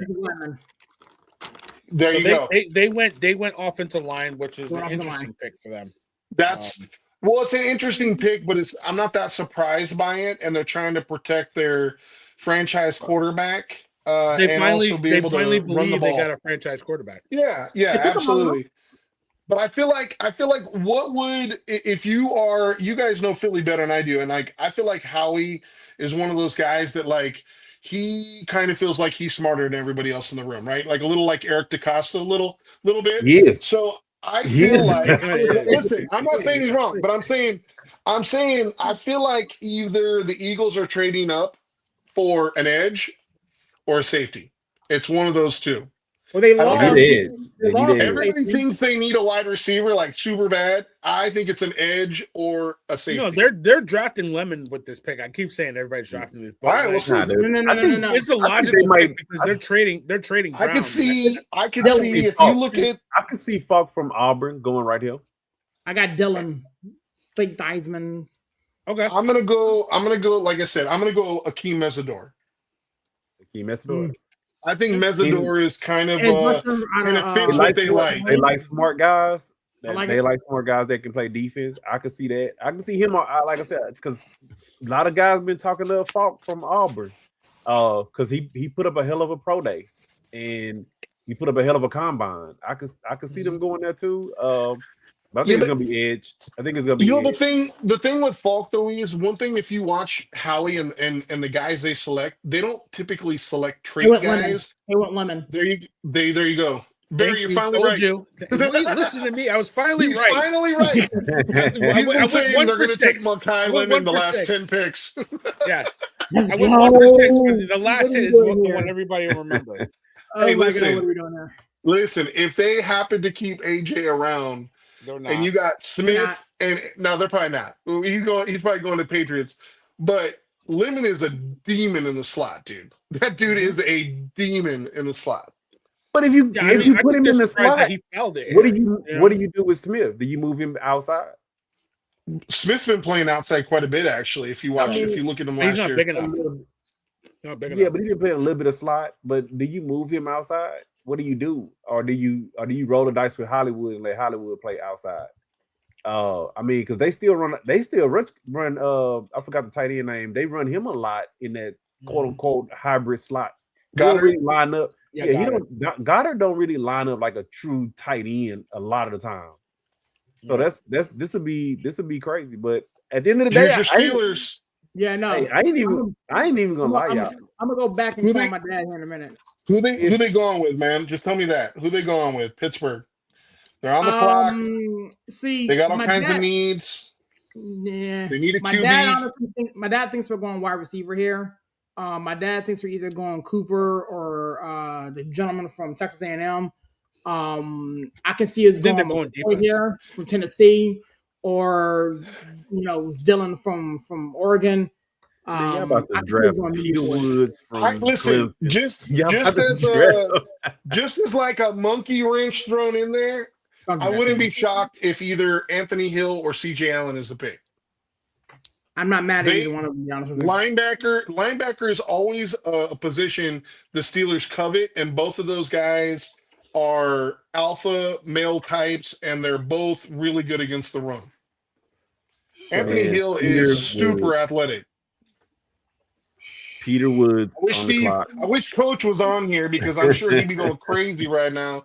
Because Anthony Hills, he's a demon, and they haven't had him mocked in the first round, but like he definitely deserves some of that consideration just based off of the size, height, weight, speed, production type measurements.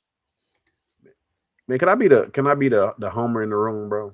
No. Would it be crazy if the Eagles just say, you know what, we're not even trading AJ, we just loading up and giving Jalen? That's what I just said. I go, what if they said, no, never mind, we're not trading him now. We just giving Jalen all these weapons. To be honest with you, dude, because think about it, if you got Mekhi Lemon, you got Devontae Smith, you got AJ, Carson Beck, you cannot.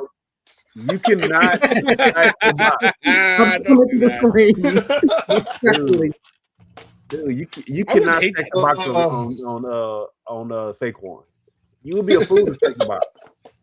If you waste a first round pick on Beck, oh god! I'll come back to you guys in a minute. Where are you going? He's got to go talk to Pops. Hey.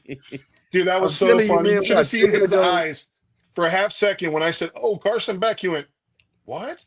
Dude, I'm telling you, they about to go Peter Woods, because they love those interior linemen. Or they about to go. They might actually go with what's the guy from UCF? Malachi Lawrence. Yeah, they might go. They might, like I said, they like linebackers. They might go there. Yeah, it's Steelers. I think they need defense. I think they definitely need. I think they need defense, but like I said, for me in particular, I think they need linebacker help. That's why I mentioned those two guys. But I could also, like, he's not wrong. I could definitely see them, coveting like a safety or even a wideout. Like, we've all heard kind of the rumblings of the potential DK Metcalf trade. Like, if you don't bring back Aaron Rodgers, I think he's going to be a problem. That's the thing though. That defense is getting old. That defense is getting really old. No, it is. It is getting old for sure. 100%. But the offense is old too. Like the whole team as a whole is old.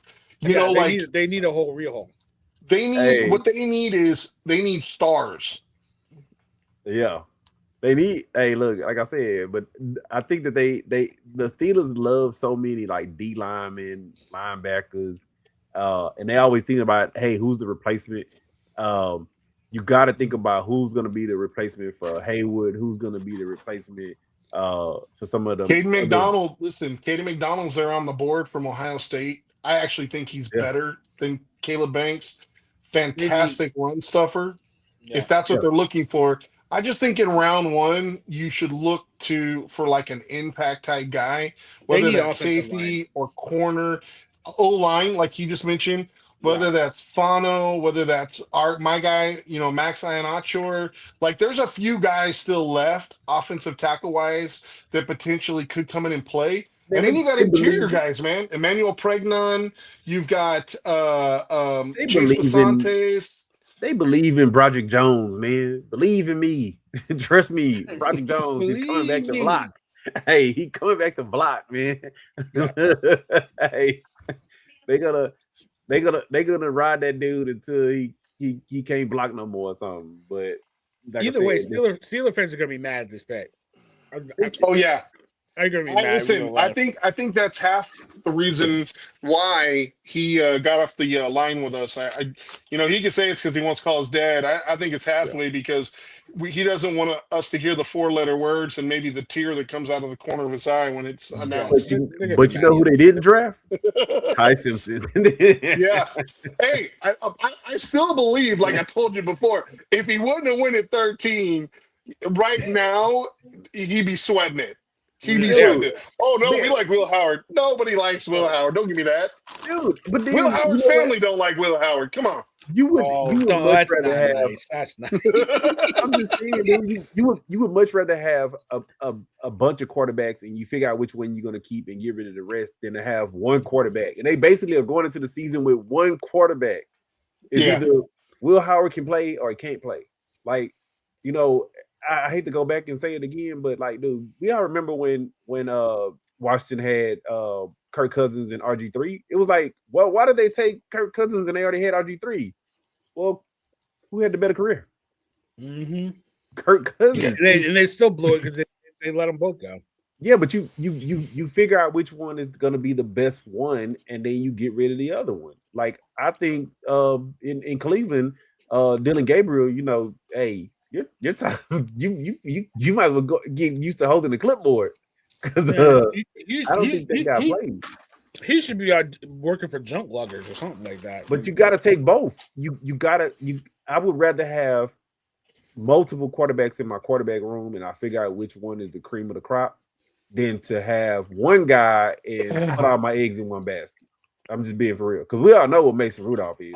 They took my guy, man. Listen, I gotta be disgruntled now because once Sirius comes back, I have to act like I don't like this guy, just because that's the way it works. They took Max Iannaccio. Dude, this kid is phenomenal. I like it. Listen, this kid, Barry, if you haven't heard, so this kid never played football in high school. He's from Nigeria. He played basketball and soccer, and literally never played football until he went to community college in Los Angeles. That's awesome. So he started playing at community college and caught the eye of the Fresno State offensive line coach. And so he got invited to come try out for Fresno State, earned a starting spot. And when the Fresno State offensive line coach went to Arizona State, they basically begged him to come. And so he has 3 years of starting experience, man. And if you look, like, if you need any kind of, like, how good is this kid? Watch his tape versus the number 2 guy that went in this draft, David Bailey. I mean, he is just a legit prospect. Athletic, big, strong, nasty. He's got, serious power in his hands. I think ceiling-wise, like I said, right behind Caden Proctor, just because he's just, athletic freak. I think Max Iheanacho's got the most potential upside in this, entire offensive tackle draft. I'm watching because he's only been playing 3 years. He puts his foot down. You don't move. Like, and Yeah, he's got really quick feet. Look at his lower body, bro. That is dude. Like that was the pick that I wanted, man. That was my. Hey, listen, that's a good pick. That's me too, man. But listen, with every guy that gets taken that's not a safety, my 3-name safety gets a little closer to us. And we know we need safety help. Yeah. Because we're playing against JSN. We're playing against JSN. We're playing against Puka, Devontae, like Harrison, Michael Wilson. Like people sleep on the wide receivers in this division. Like you need good safeties. Nobody sleeps on the receivers in that division. You know. Yeah. They're good. They're good. Chargers are going. I'm telling you right now, they're going trenches. O-line, D-line. They need an offensive lineman. They need O-line like desperately. Mm-hmm. Desperately. Yeah. I feel like they almost need interior more than exterior. So like I wonder, some people might think this is a tad early, but I wonder if they would go with like Emmanuel Pregnon from Oregon at this spot because he's super athletic. He can move like the wind. Or if they, would fancy a guy like Caleb Lomu. I feel like Caleb Lomu was like a left tackle only.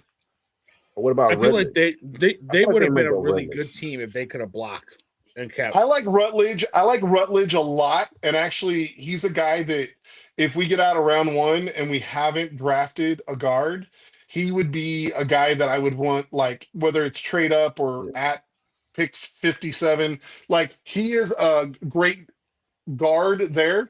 He's just not as athletic as the 1 or 2 or 3 guards that you're going to see that are drafted before him, but he's a guy you're going to plug into your offense, and he's going to be a 2 or 3 contract guy that literally just as solid as the day is long, like a top 20 offensive guard for the next 10 years. They go the other way because San Diego they tackles are good. They just was hurt. So like they good.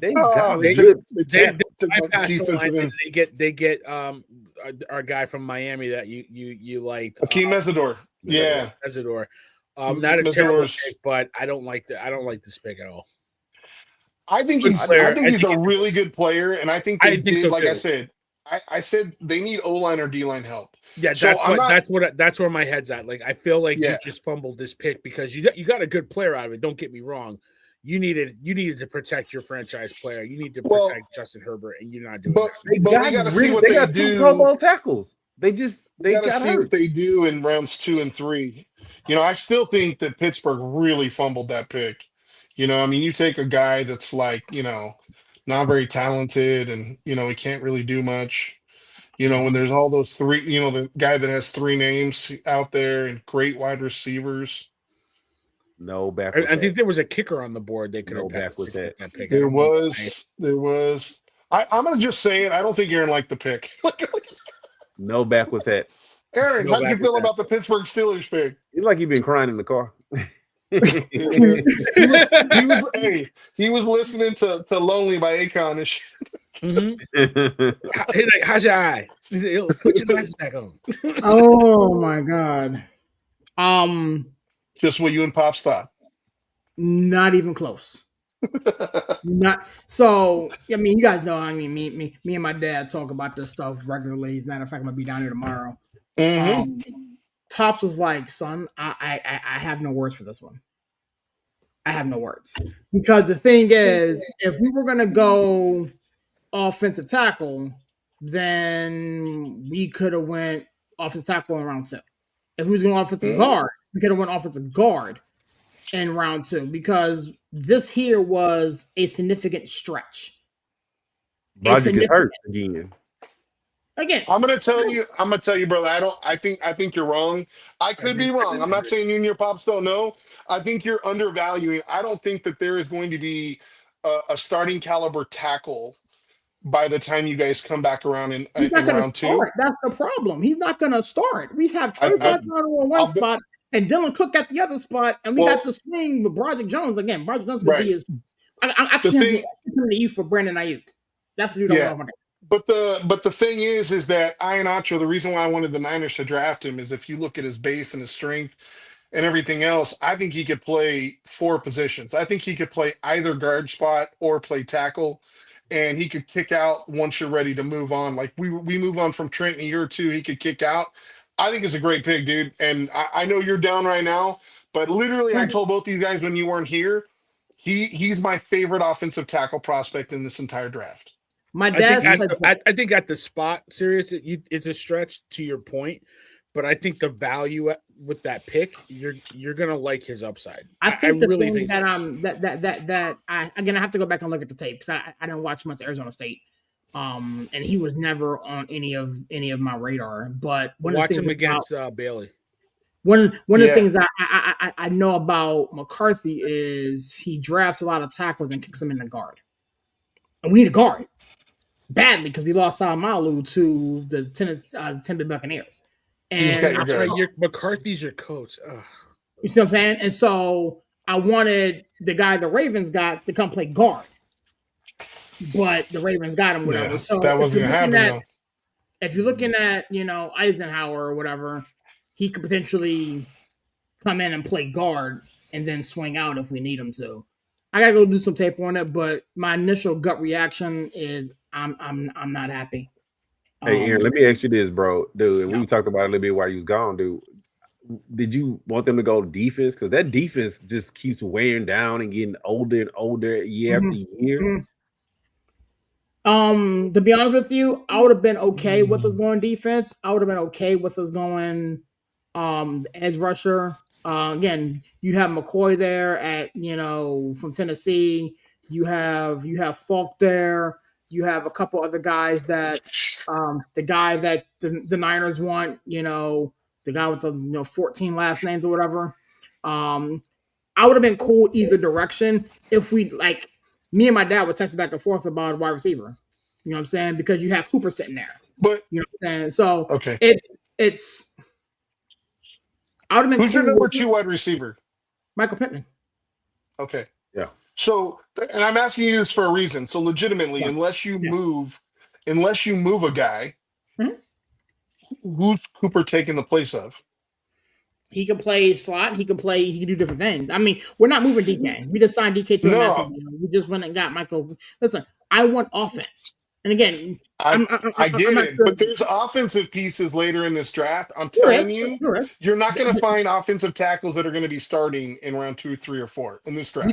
Here's the thing. We thought that with Broderick Jones, and we're about to ship him to Africa for a Coke and a smile because that dude sucks. You feel me? That dude drives serious crazy every offseason. So the fact that we drafted him in the first round is irrelevant to me. I want to be able to ring up the scoreboard. And hey, I'm feeling pretty good about what's going on here, LG, for our Niners, man. There's I think the Cowboys go corner. I think they get McCoy from Tennessee. No, they went Lawrence from UCF. Malachi Lawrence, man, that is a little bit of a stretch. Oh wait, hold on. I thought Malachi Lawrence. I thought I think they should have gone. Edge was probably the place to go, but not. I'm surprised McCoy keeps falling. Well, you got to remember, McCoy's coming off the torn ACL. McCoy's coming off of a torn ACL. He didn't play all of last year. Yeah.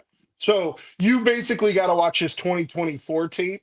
And I do know that he worked out at the pro day, and I do know that he put up a sub 4.4 40. So you're not running a sub 4.4 40 if you're on one tire. So he's at least up and moving pretty well. But I just think maybe, the one thing we don't have access to is the medicals.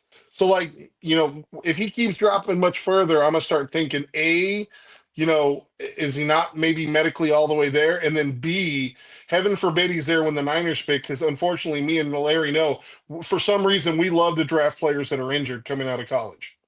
That's a thing we do. We're like, wait a minute, you were injured last year? First round pick. We need to draft a trainer. To be honest first round pick.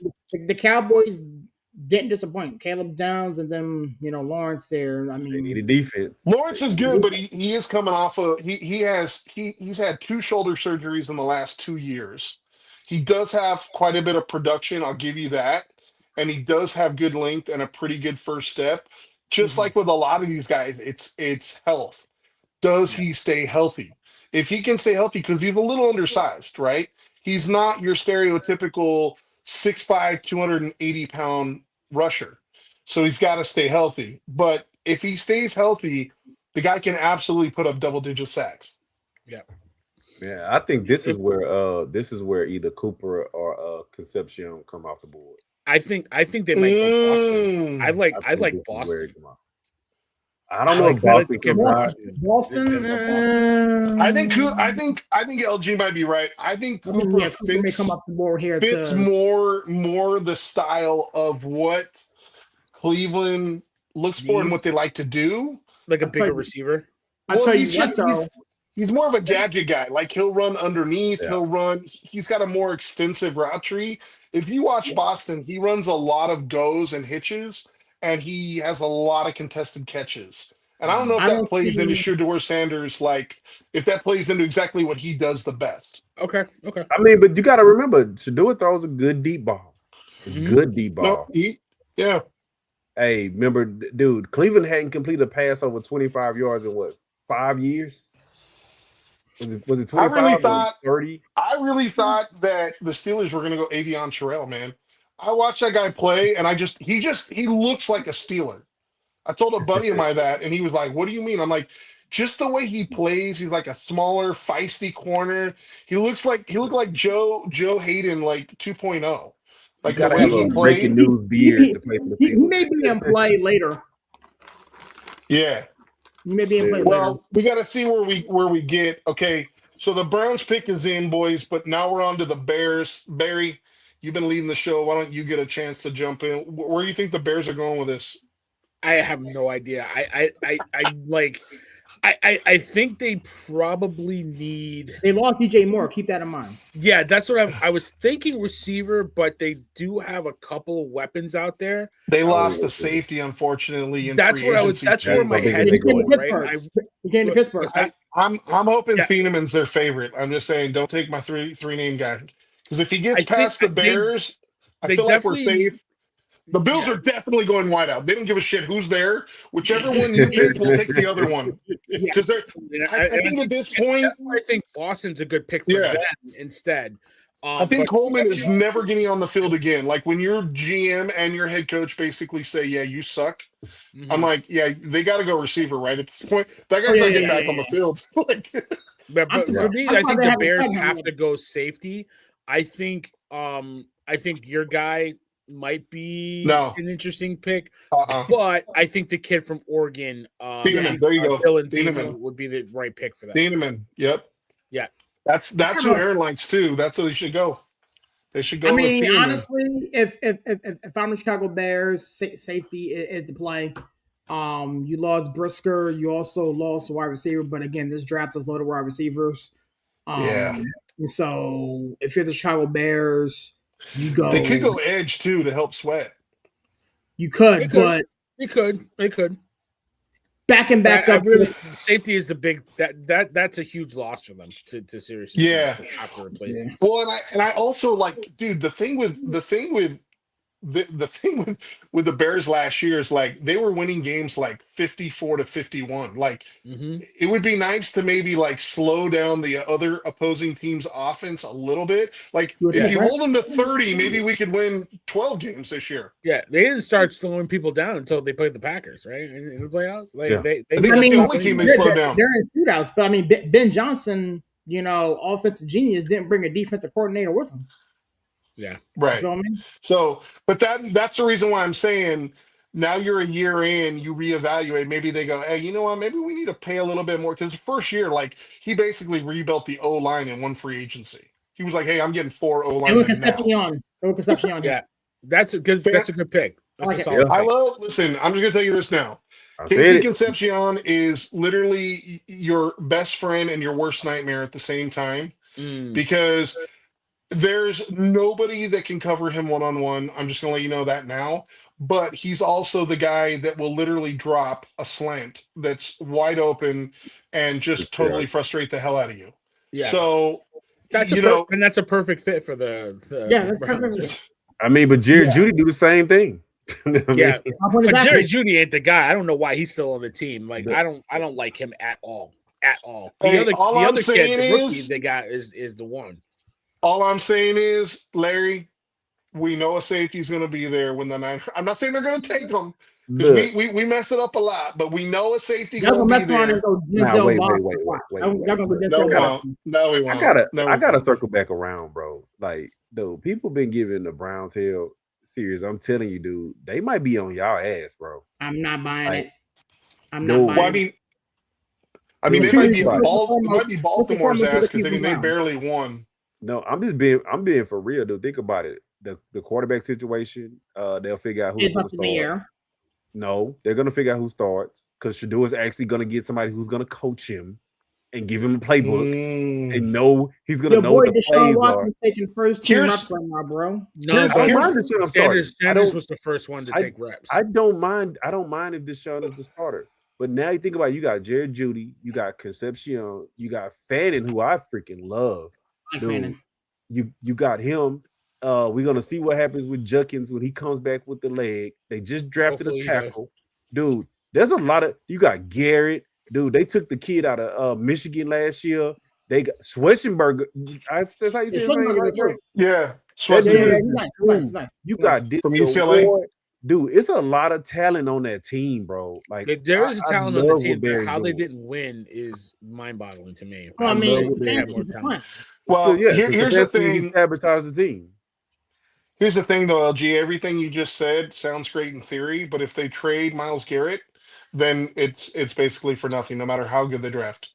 I mean, because they're not going to put no pressure. On the podcast, I've been talking about Myles Garrett in San Fran. I've been producing the last 2 podcasts, so he may not even beat her. I'm just saying. The only way I see them trading him is unless he comes out with a trade demand. Well, I think he already has. But but by the draft, he should have been traded. He should have been traded by now. Not necessarily, because everything out of Cleveland is they want 2027 draft capital. Okay.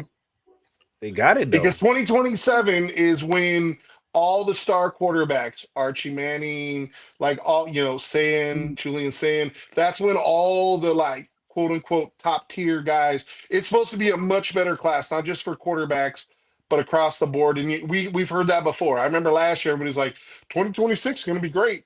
So, but because Art stayed, that's why. Right. Yeah. But I'm saying, I think that's why you haven't seen him move, because I've heard rumblings, and I know you guys have, that Myles Garrett, once Schwartz was not given the job, has requested a trade.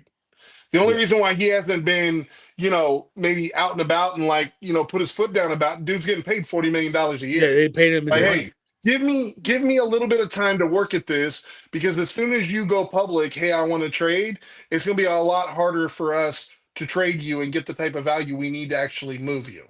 Yeah. You know what I mean? Come on, Bears, do the right thing and go I'm not gonna say not gonna move him. I don't see him being moved. We got another trade. Houston just moved up. Oh, they're going O-line. They're getting Spencer Fano. I mean, Caleb Lomu. Give me the trade. They didn't announce, but they moved in the Buffalo spot. One spot right in front of the Niners. It's got to be O-line. It's got to be O-line. Got to be O-line. Buffalo needed to keep that pick to get a receiver. They must think they can get that. Yeah, but they're only moving one spot behind the Niners. So obviously, I mean, when you look at the guys that are still on the board, Casey Concepcion is now gone. Whether it's Boston, a Cooper, they're thinking, hey, we're going to get one of those two guys. We don't see a huge difference between, X and Y. What you're saying? Well, no, I said they can go Boston, they can go Cooper there. Boston, Cooper, right.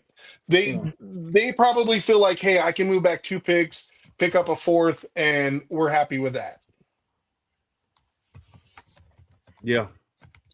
And I feel like at this point, because I think that you're going to see right now that Caleb Lomu is going to go here, the real question is would the Niners have the cajones to go offensive guard? They've never went offensive guard in the first 2 rounds. I just don't see it. Kyle just doesn't value it. There's some guys like Pregnon and Basantes that are pretty good. I think they're gonna go safety. And like I said, I'm hoping my 3-name guy is there because he's phenomenal. Getting close. It's getting I close. think whichever receiver Buffalo doesn't get is what the Niners draft. We'll see. But I have a buddy who's been saying, go ahead, Barry. No, I was gonna say I'm gonna leave it to you guys in a second, but I just want to know because I'm a UConn fan. Florida State's my team. Man, but I love UConn. He just seen both his Giants drafts. Where do you have Skylar Bell, receiver from UConn? I think Skylar Bell probably ends up getting drafted in the 3rd round, but I have him as a top 10 wide receiver prospect in this draft, which would probably surprise a lot of people because he's got incredible ball skills, but he doesn't have that production against the same level of talent as some of the other guys. But his ball skills are undeniable. Yeah, I like his route running. He's a tough kid. He's a smart kid. I think, to your point, he has good hands. I think if you haven't seen him play, I see him play pretty much every week. Yeah, I love watching him. Somebody's going to get a really good receiver in the 3rd round. In my opinion. So, don't talk about me, Larry, dude. They went Theismann. I'm the hardest working man in executive view, brother. Who just dropped the Theismann? He don't get sleepy. What's called so on WWE Day. I like that. That's a little problematic for me, but my Niners are on the clock.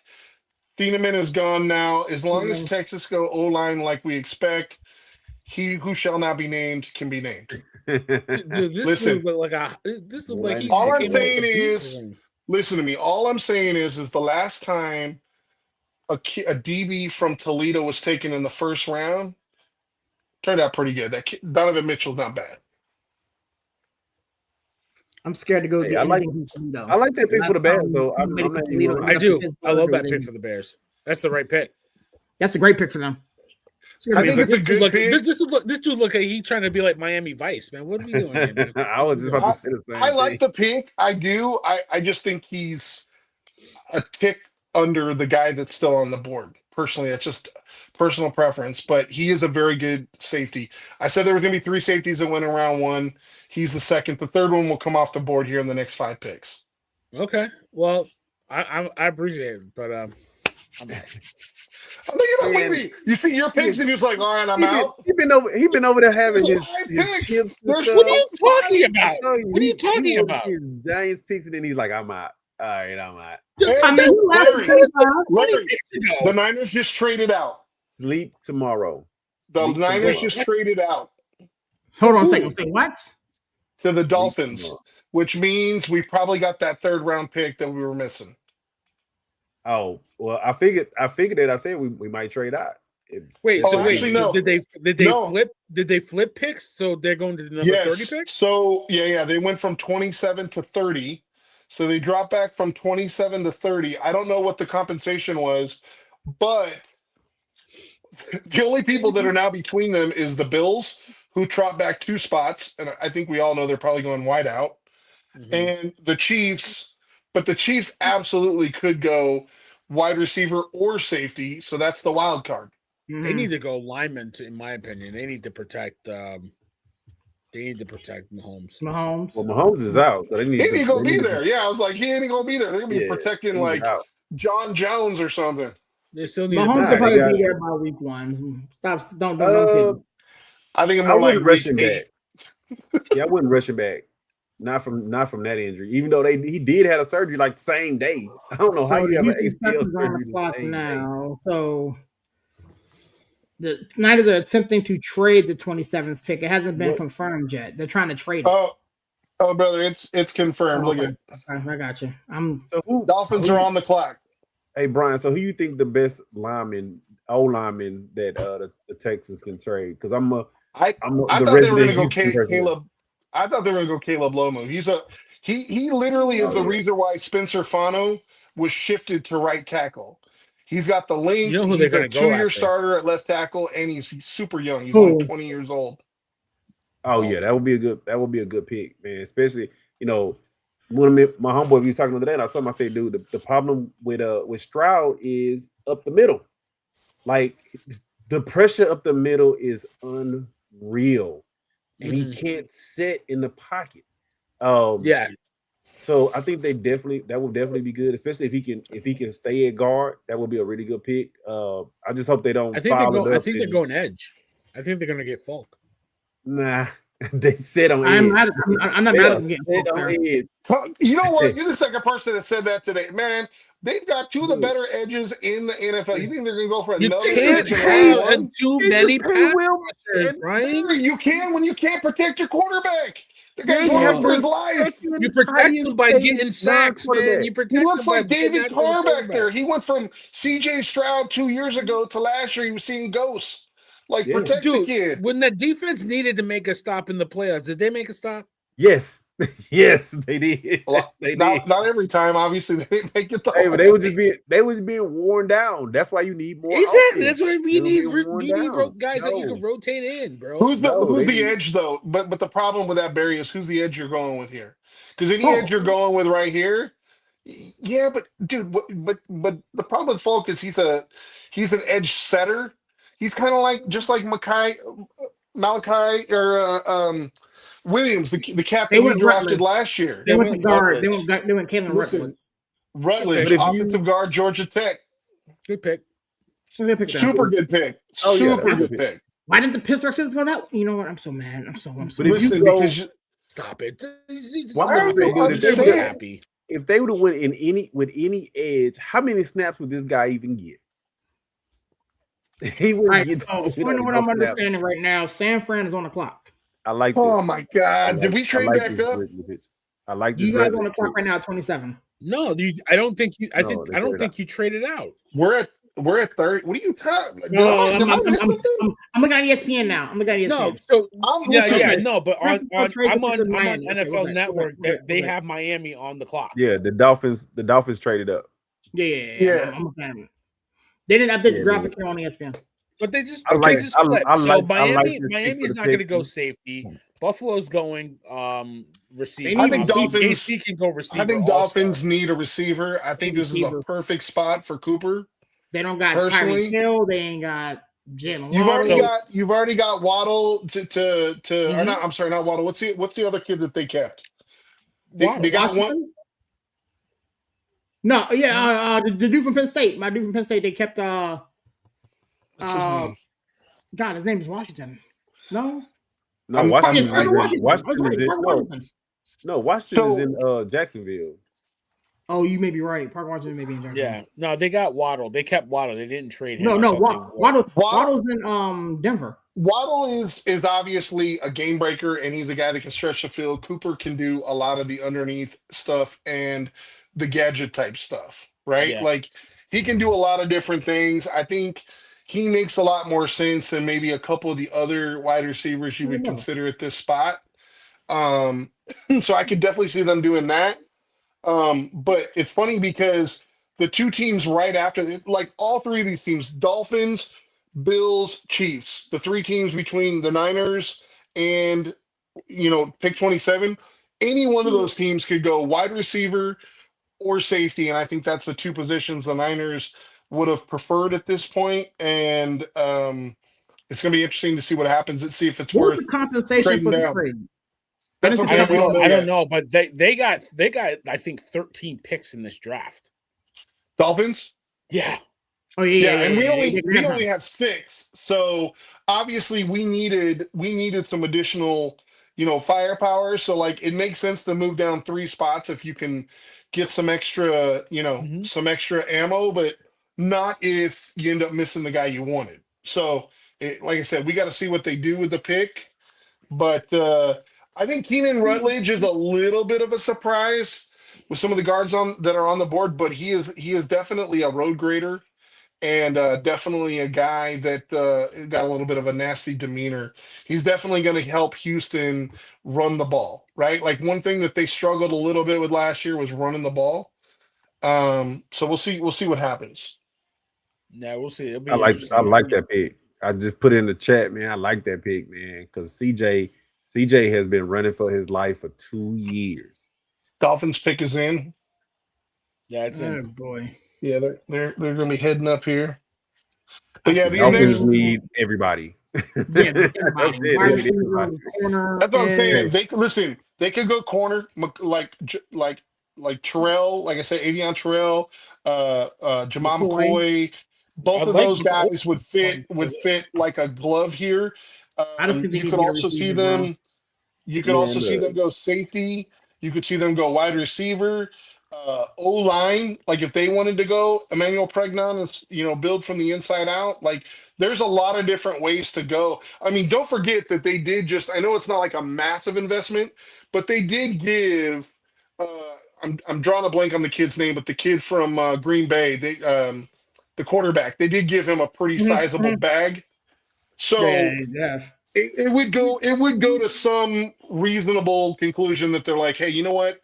Let's get some O linemen in here that can actually block. man, the Dolphins about to draft Ray Finkel Jr. because they need a kicker. Listen, fumble it. I need 3 more fumbles till we get to our pick. Yeah, you should be picking now, but I mean, honestly, I don't foresee. I feel like I the don't receivers. foresee Kansas I City think you're going to passing see a him run off of either. receivers. Yeah, I think we're think going to receivers come off though. I think Kansas City, though, the problem is, though, even though they need a safety, they need a corner desperately. They drafted one. Mansell Delaney, you're right. But I forgot they had 2 picks. You're right. They did in the beginning. They actually traded up for him. Yeah, but I think Kansas City, real talk, they need an edge. They need a sack guy bad. Who's that? Kansas City? Kansas City really needs a sack guy. Because I love that corner, man. That Miami just went with. That kid is who's San Diego State? Chris Johnson, San Diego State. Yeah, I really like him. He moved up pretty high. I didn't see him in. Wow. Yeah, he's real good. He's a fluid mover. And no, I didn't see him going in the first round though, Brian. No, but you got to remember didn't have him in the first round. You got to remember though, the Dolphins, they brought in like pretty much everybody from the Packers.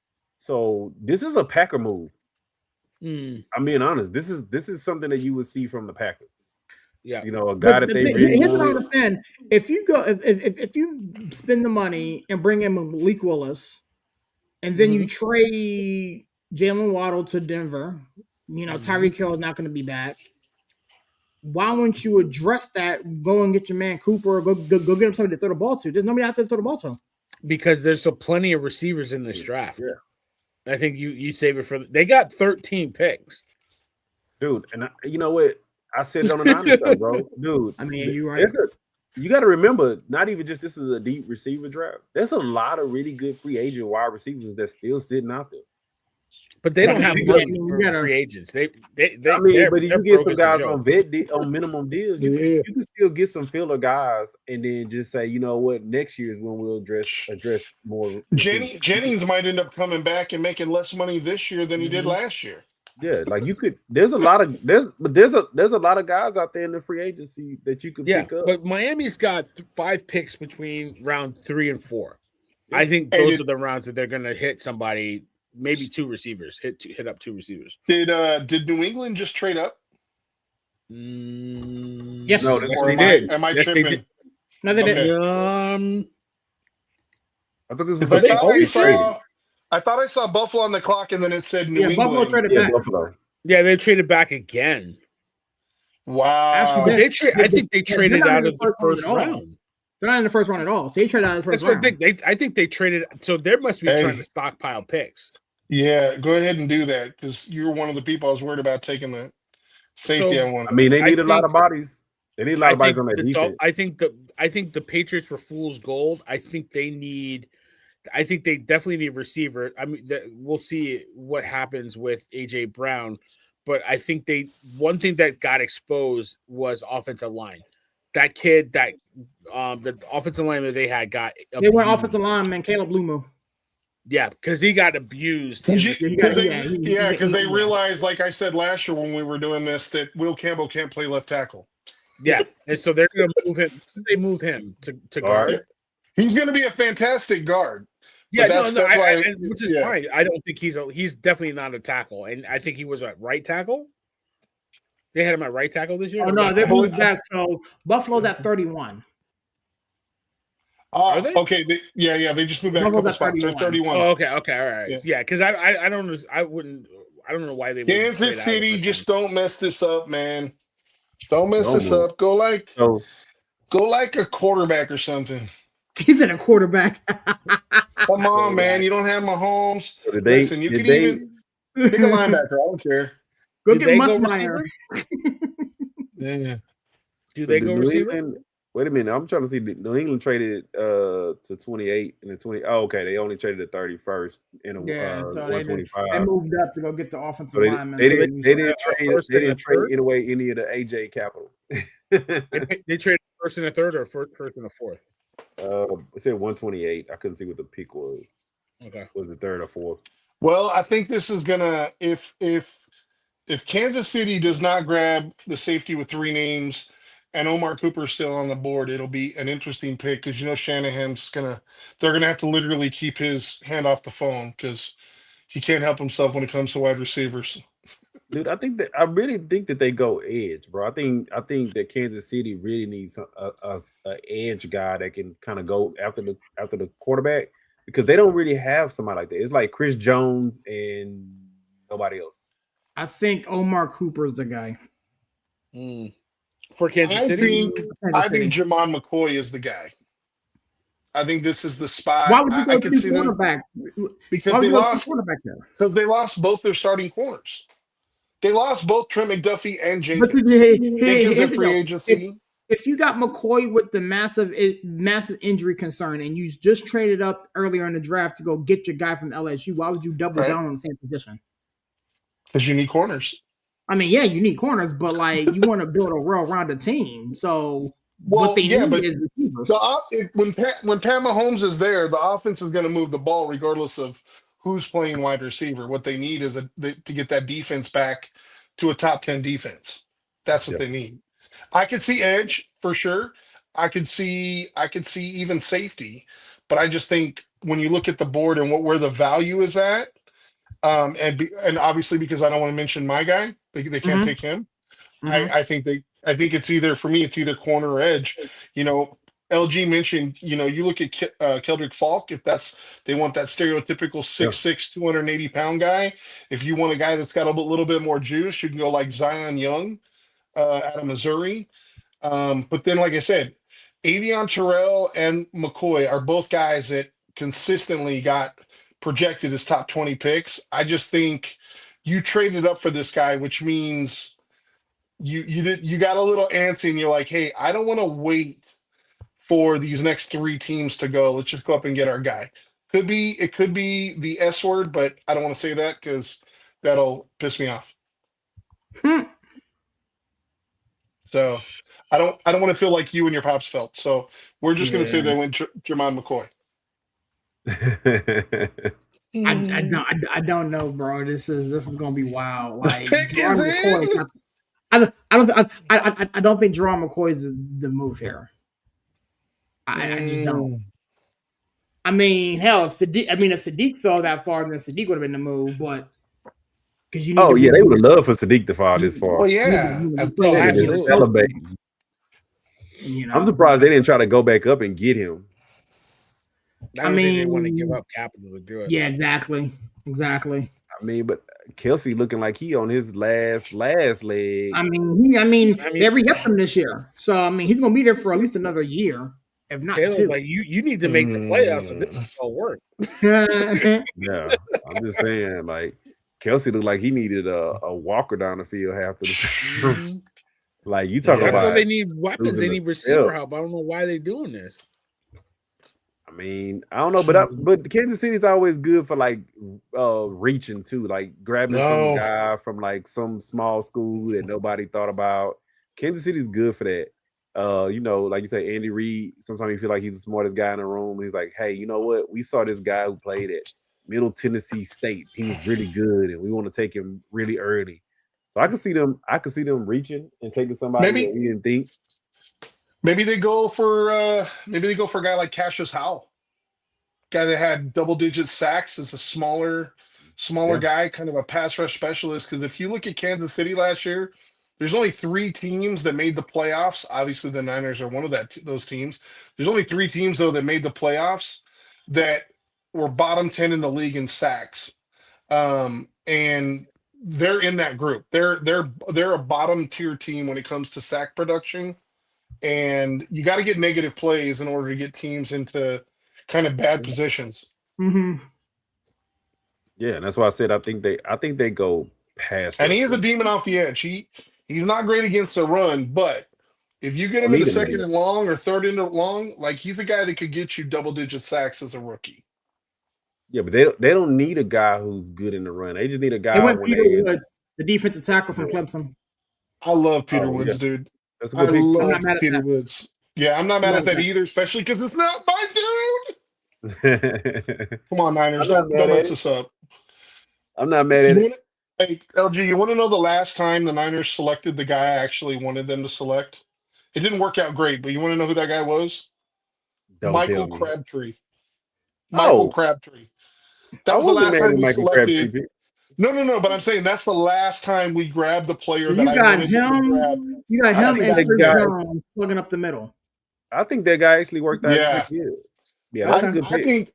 I think Peter Woods is fantastic. Obviously, if you turn on the 2024 team, it's I thought, dude, we got to trade.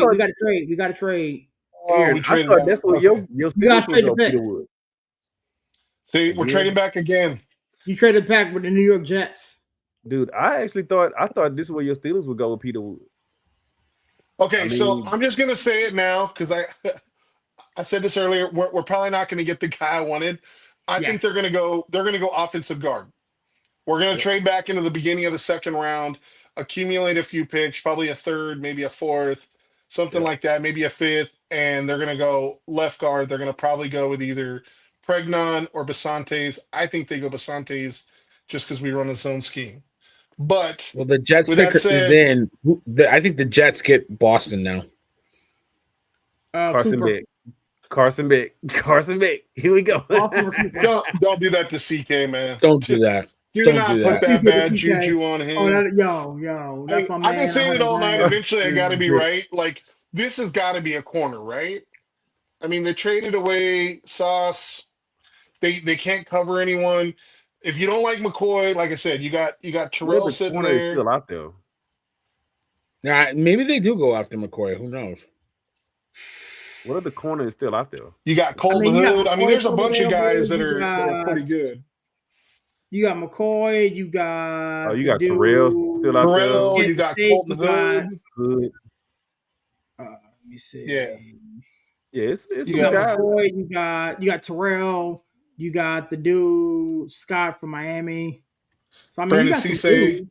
You got some dudes, but I think Terrell. They might go McCoy. They might go. Yeah, I think Terrell and McCoy are a little step ahead of the other two guys. If you're trading up for a guy, but you need offensive line. You need a receiver. Yeah, but who's the old line you're going for at this point? Like literally just watch Caleb Lumu come off the board. They can get the kid from Texas. What's the kid from Texas or Pregnon from Oregon? They need a guard. Pregnon, Pregnon, offensive guard. Yeah, but I'm saying like you've already had 2 offensive guards go now, and you've had so they went Omar Cooper. They went Omar Cooper, the wide receiver. I love that pick. Yeah, that's a great I love it too. I love it too for them because that's not somebody I wanted.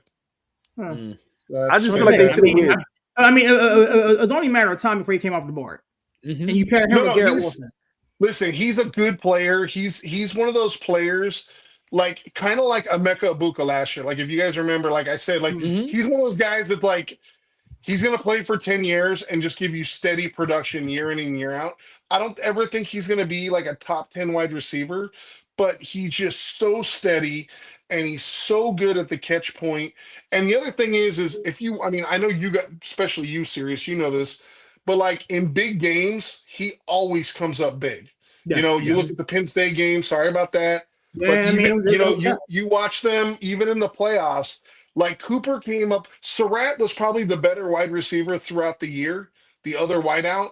But Cooper came up so big and so clutch in so many like real tight situations. He became kind of their go-to guy. And it's like, he can run the ball a little bit. He can catch over the middle. He can do a variety of things. So I think that's great for the Jets. I like guys. One thing I like about him, I like guys that run good routes. Like those are the guys that seem like they always not covered. Guys that run consistent routes. We talked about it on the Niners show. Remember, I was like, dude, I don't care about guys that can run a 4 flat. I don't care about guys that can jump out the gym. Can you play football? Can you run routes? Can you, like they just showed that Penn State kids, can you put your feet in bounds and catch the ball? Like, I think it's a good pick. I just don't like the team that he's going to. That's the part I don't like. Well, I mean, I look at it like this. So if you are the New York Jets, you've been very, very busy. You go Bailey, Sadiq, Cooper. If you cannot get offensive production with a healthy Garrett Wilson, you got Sadiq and you got Cooper. We don't know what they're doing with, Breece Hall, but you should be able to score the ball and move the football. I don't trust the guy under. So there's another pick, another trade. Tennessee just traded into the first round. I don't like the guy under center. Tennessee's back in the okay. Who did okay, so this is where we getting to run the trades. Guys that probably who they trade with? Probably trading that they thought we're going to get in the second round. They trade back in to get them now. Who the hell is Buffalo? They traded with Seattle. So Buffalo moved out, or was that Seattle that moved out? I'm a little. That was Buffalo. Yeah. No, okay. Yeah. So Buffalo still hasn't made a pick. They've moved back twice. Yeah, because they need picks. Their next pick was in the third round. They don't have a second round pick. Okay, so Buffalo traded out of that pick probably to get some picks and to get some more. Get some ammo to be able to move up if they need to. Because Tennessee should not be picking a receiver now. They need an edge rusher. They should get Falk. Who they go with in round one? My laptop. They got Carnell Tate. They got Carnell Tate. Yeah. So you need to go. Falk. You need to go McCoy. They can literally go anywhere. I mean, need to go anywhere. They need kind of everything. The guy with the name that you want. Don't say no. We're not saying his name. I'm not. He doesn't exist. He doesn't exist. You see, so nothing. I mean, I think they'll have the run of the litter the day 2 because the Niners have the first pick of day 2. So I think that'll be your guy. I don't see Seattle picking him either. Seattle needs a running back. Hot take. That's what I said. I don't think he's necessarily worth it. But the reason I said 2 running backs in the first round, I think they go Price at 32. Because the other thing is you have to think about, it's kind of a hidden value, is with them now paying Shaheed the way they did, like, do you really want him back there returning kicks when he's paid like a number 2 wide receiver? I don't think so. And Price can return. He's a good return guy. Mm-hmm. You got Mike Washington that's still available. You do Price for Notre Dame. That's pretty much. Yeah, but Mike Washington, I think, is like more like a 50s or 60s type pick, maybe even later. It's not a great running back class, but I mean, like the need is obviously gonna drive, right? Like there's a reason why like 9 offensive linemen went in round 1. It's because if you can play and potentially start, like they're gonna draft you because everybody needs offensive line. It's just like quarterback. Man, I'm gonna be the guy in the room. The thing we talk about running backs, dude. The thing I didn't like, bro. Did y'all see what they was talking about? Oh, well, Caleb Love shouldn't be drafted because of where he's slotted at. He's gonna be like the third. Yeah, they went Falk. Yeah, but he's gonna be like the third highest paid running back. And they was like, oh, you shouldn't draft a running back that early because they're gonna get paid so much money. That is clearly a Robert Saleh move. I like it. Like, I don't like it. Yeah. Oh yeah, that's straight Robert Saleh handprint all over that. That's basically. You gotta give him one of his guys. You gotta give him one of his guys. If you ask for a Mikael Williams clone, it's like, draft Falk. Like, they're the same. They're basically the same player.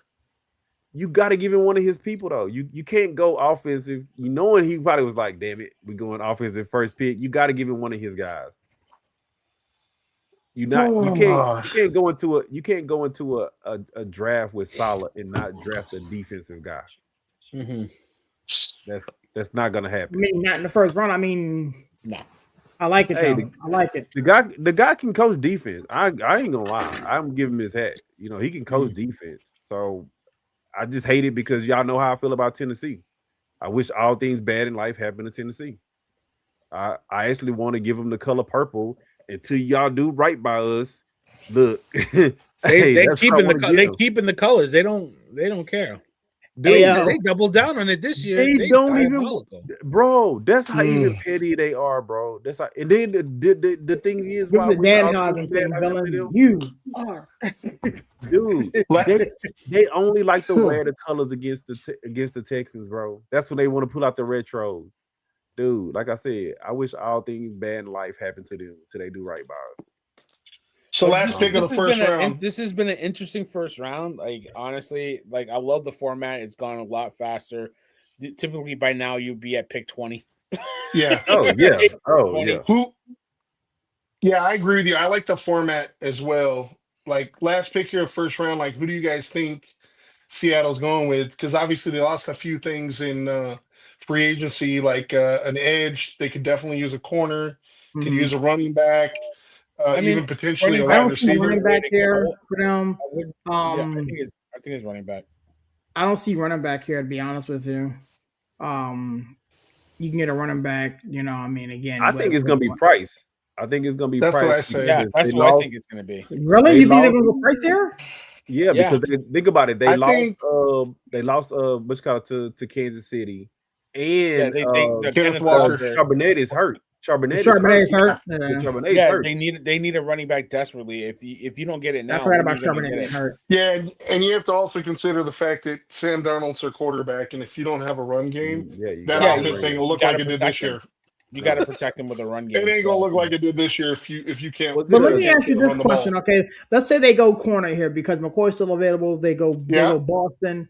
Yeah. You know what I'm saying? There's running backs to be had in round 2 and 3. Like the problem is, as far as like potential bell cow starters, like guys that could take, let's just say 15 to 20 snaps, I only see 3 of them: Mike Washington, Jadarian Price, and then obviously Love's already come off the board. Because of that, when you get to round 2, maybe those guys don't make it all the way to pick 64 because you're drafting at the very, very end of the round. So it's like you're banking a lot. They had the 32nd pick, bro. What are we talking about? No, I get it in every round. I'm saying again in round 2 it's 64. So I'm saying you would be banking a lot that one of those 2 guys is going to be there at the end of round 2, and I don't think they will be. I think just based off of need and supply and demand, as you guys know, if there's 4 corners on the board, maybe the corner doesn't come off, but if there's only 1 left, they're probably going to take that 1 corner over the lineman because it's like that's the last starting caliber corner we have on our board. Right. And like he's said, they need somebody that's going to be able to be the bell cow guy for probably 5-6 games. Yeah, because Charbonnet, what was that, was it an ankle? Or? And it was in the playoffs. He hurt himself, wasn't it? That was the ACL. He got hurt. He probably not coming back to the end of the year. And it was in the playoffs. Like it was like the first game of the playoffs. So that's why I'm saying at least the first 6 to 8 games. He's going to go on pup for sure. Yeah. Yeah, he not coming back for a while. So yeah, you gotta go running back here. I would think so, but I mean, like I said, value wise, I wouldn't hate what Aaron's saying. Like, I mean, value wise, way better value to go Terrell, go McCoy, go my guy with 3 names because they did lose Kobe Bryant. Like, I mean, there is a reason why you would go a different direction, and their head coach is like a defensive guru, so I could totally see him being like Kyle and being like, no, I want another defensive player. I'm not worried about the running back. But they are known for running the ball, and you got to have somebody who can run the ball. And now they don't have a ball carrier. And I'll go even further. If Price is your guy, he's the guy that you thought about, you got to go get him now because somebody else is out there. Like you said, they're gonna go and take your guy. They're gonna take your guy, and then now you're kind of reassessing your draft board. Like I said, I think this is what a pick is. like I said, I mean, it's Seattle, so I don't wish them anything good, but I'm just taking a guess at where they would go. I think this will be very telling, right? if they make the pick here, like let's just say that they take a corner, right? Then obviously they're not super worried about the running back slot because the only other two options that they really have is take the running back here or trade down. And obviously they're using quite a bit of the clock here, which tells me they're probably listening to offers. No, the pick is in. No, the pick's in, bro. Okay, well then they're. No, they feel like it's just they're just wasting their time. So they're taking price. Right, here we go. Maybe they feel like they can trade back into the second and get the running back if they go. Yeah, but then that like kind of defeats the purpose, right? Like you're like, because essentially this is a second round pick, right? Essentially, this is what this is. It's a second round pick. Mm-hmm. But even at that, it's still more valuable because you get that 5th-year option. You get that additional year of control. You know what I mean? That's why all these teams are like, yeah, I'll trade into the very back of the first round. Mm-hmm. Yeah. I mean, I don't know. They went price. Yep. Come on, man. What I tell you? I never thought Charbonnet was the guy either. Maybe he never was. He was good, but not a bell cow guy, not a starter. I think he was a complimentary good player, but not. Yeah, that's what he is. That's what he is. But listen, first round's in the books, man. First round's in the books. I hope everybody enjoyed rocking with us. We had a lot of fun. Thank you everybody for coming through. Listen, let's give a quick plug. Brian, thank you so much for hopping through, man, on this NFL live draft show. Yeah, man, it was a pleasure. Barry, thanks for hosting it. LG, thanks for holding it down. Sirius, thanks for making a stop by there to tell us about how disappointed you are in your pick. But hey, after the draft on Monday, the Niner takeover, we're gonna have a show on Monday, so make sure you come check it out. Obviously, it's gonna be a lot about the Niners, but don't worry, we will make fun of your teams and your picks. So if you guys want to stop by, feel free. Love you guys. Absolutely, thank you so much, Brian. I appreciate you. Sorry. Yep, gotta go. Dude, trigger fingers here. Trigger finger here. Sleepy fingers. Larry, give us a plug and a close. Get us out of here. Oh man, always a pleasure, man. Look, hey, we didn't have a full crew tonight, but we had what we had. Hopefully everybody enjoyed the show. Aaron, scapegoat, however you want to call him, Simmons. He tries to find Screenshot this. Yeah, he's trying to find a way out of the bet. He's been doing everything but the bet. Mm-hmm. I'm doing the bet. Is the hat on my head? Is a yes or no question? It is now at like 11 o'clock. Ain't nobody watching now. But he's been doing everything he could do to get around the bet. Hey, look, but it's all good. Hey, look, like I say, keep rocking with us. Keep checking out everything, man. Hey, we're going to be back in the house on Monday, but don't just forget about Monday. We got Tuesday. We got Wednesday. We got the main show. We got backstage business, man. I know we're going to do a Steelers. It got to be a Steelers post-draft show coming, Barry. I know you're coming with a Giants post-game. I'm not coming with a Giants show. I'll have a video ready for the socials. Bro, look. Aaron already know. Look, I told y'all, man. Hey, look, bring your Giants boys. Come jump on the Niners show with us, man. It's an open invite. No, we don't like the Niners. Hey, we could do a mesh. Mark Rivera is still running over your defense. We don't like you. We could do a mashup show, bro. It's all good. It's like Aaron say, it's enough. It's enough on the table for everybody to eat. Kevin Williams still fumbling a punt. We don't like it. All right, man. I'm out of here like Renner-Spoons. Renner-Spoons.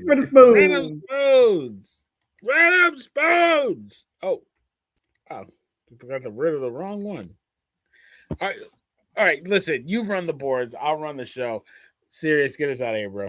Man, it's your boy Serious repping that 412 and the 703, man. Such a privilege and a pleasure to do this special live draft show with you guys, man. As everybody alluded to, man, we got shows lined up all next week. The 49er shows on Monday, all the shows on Tuesday and Wednesday.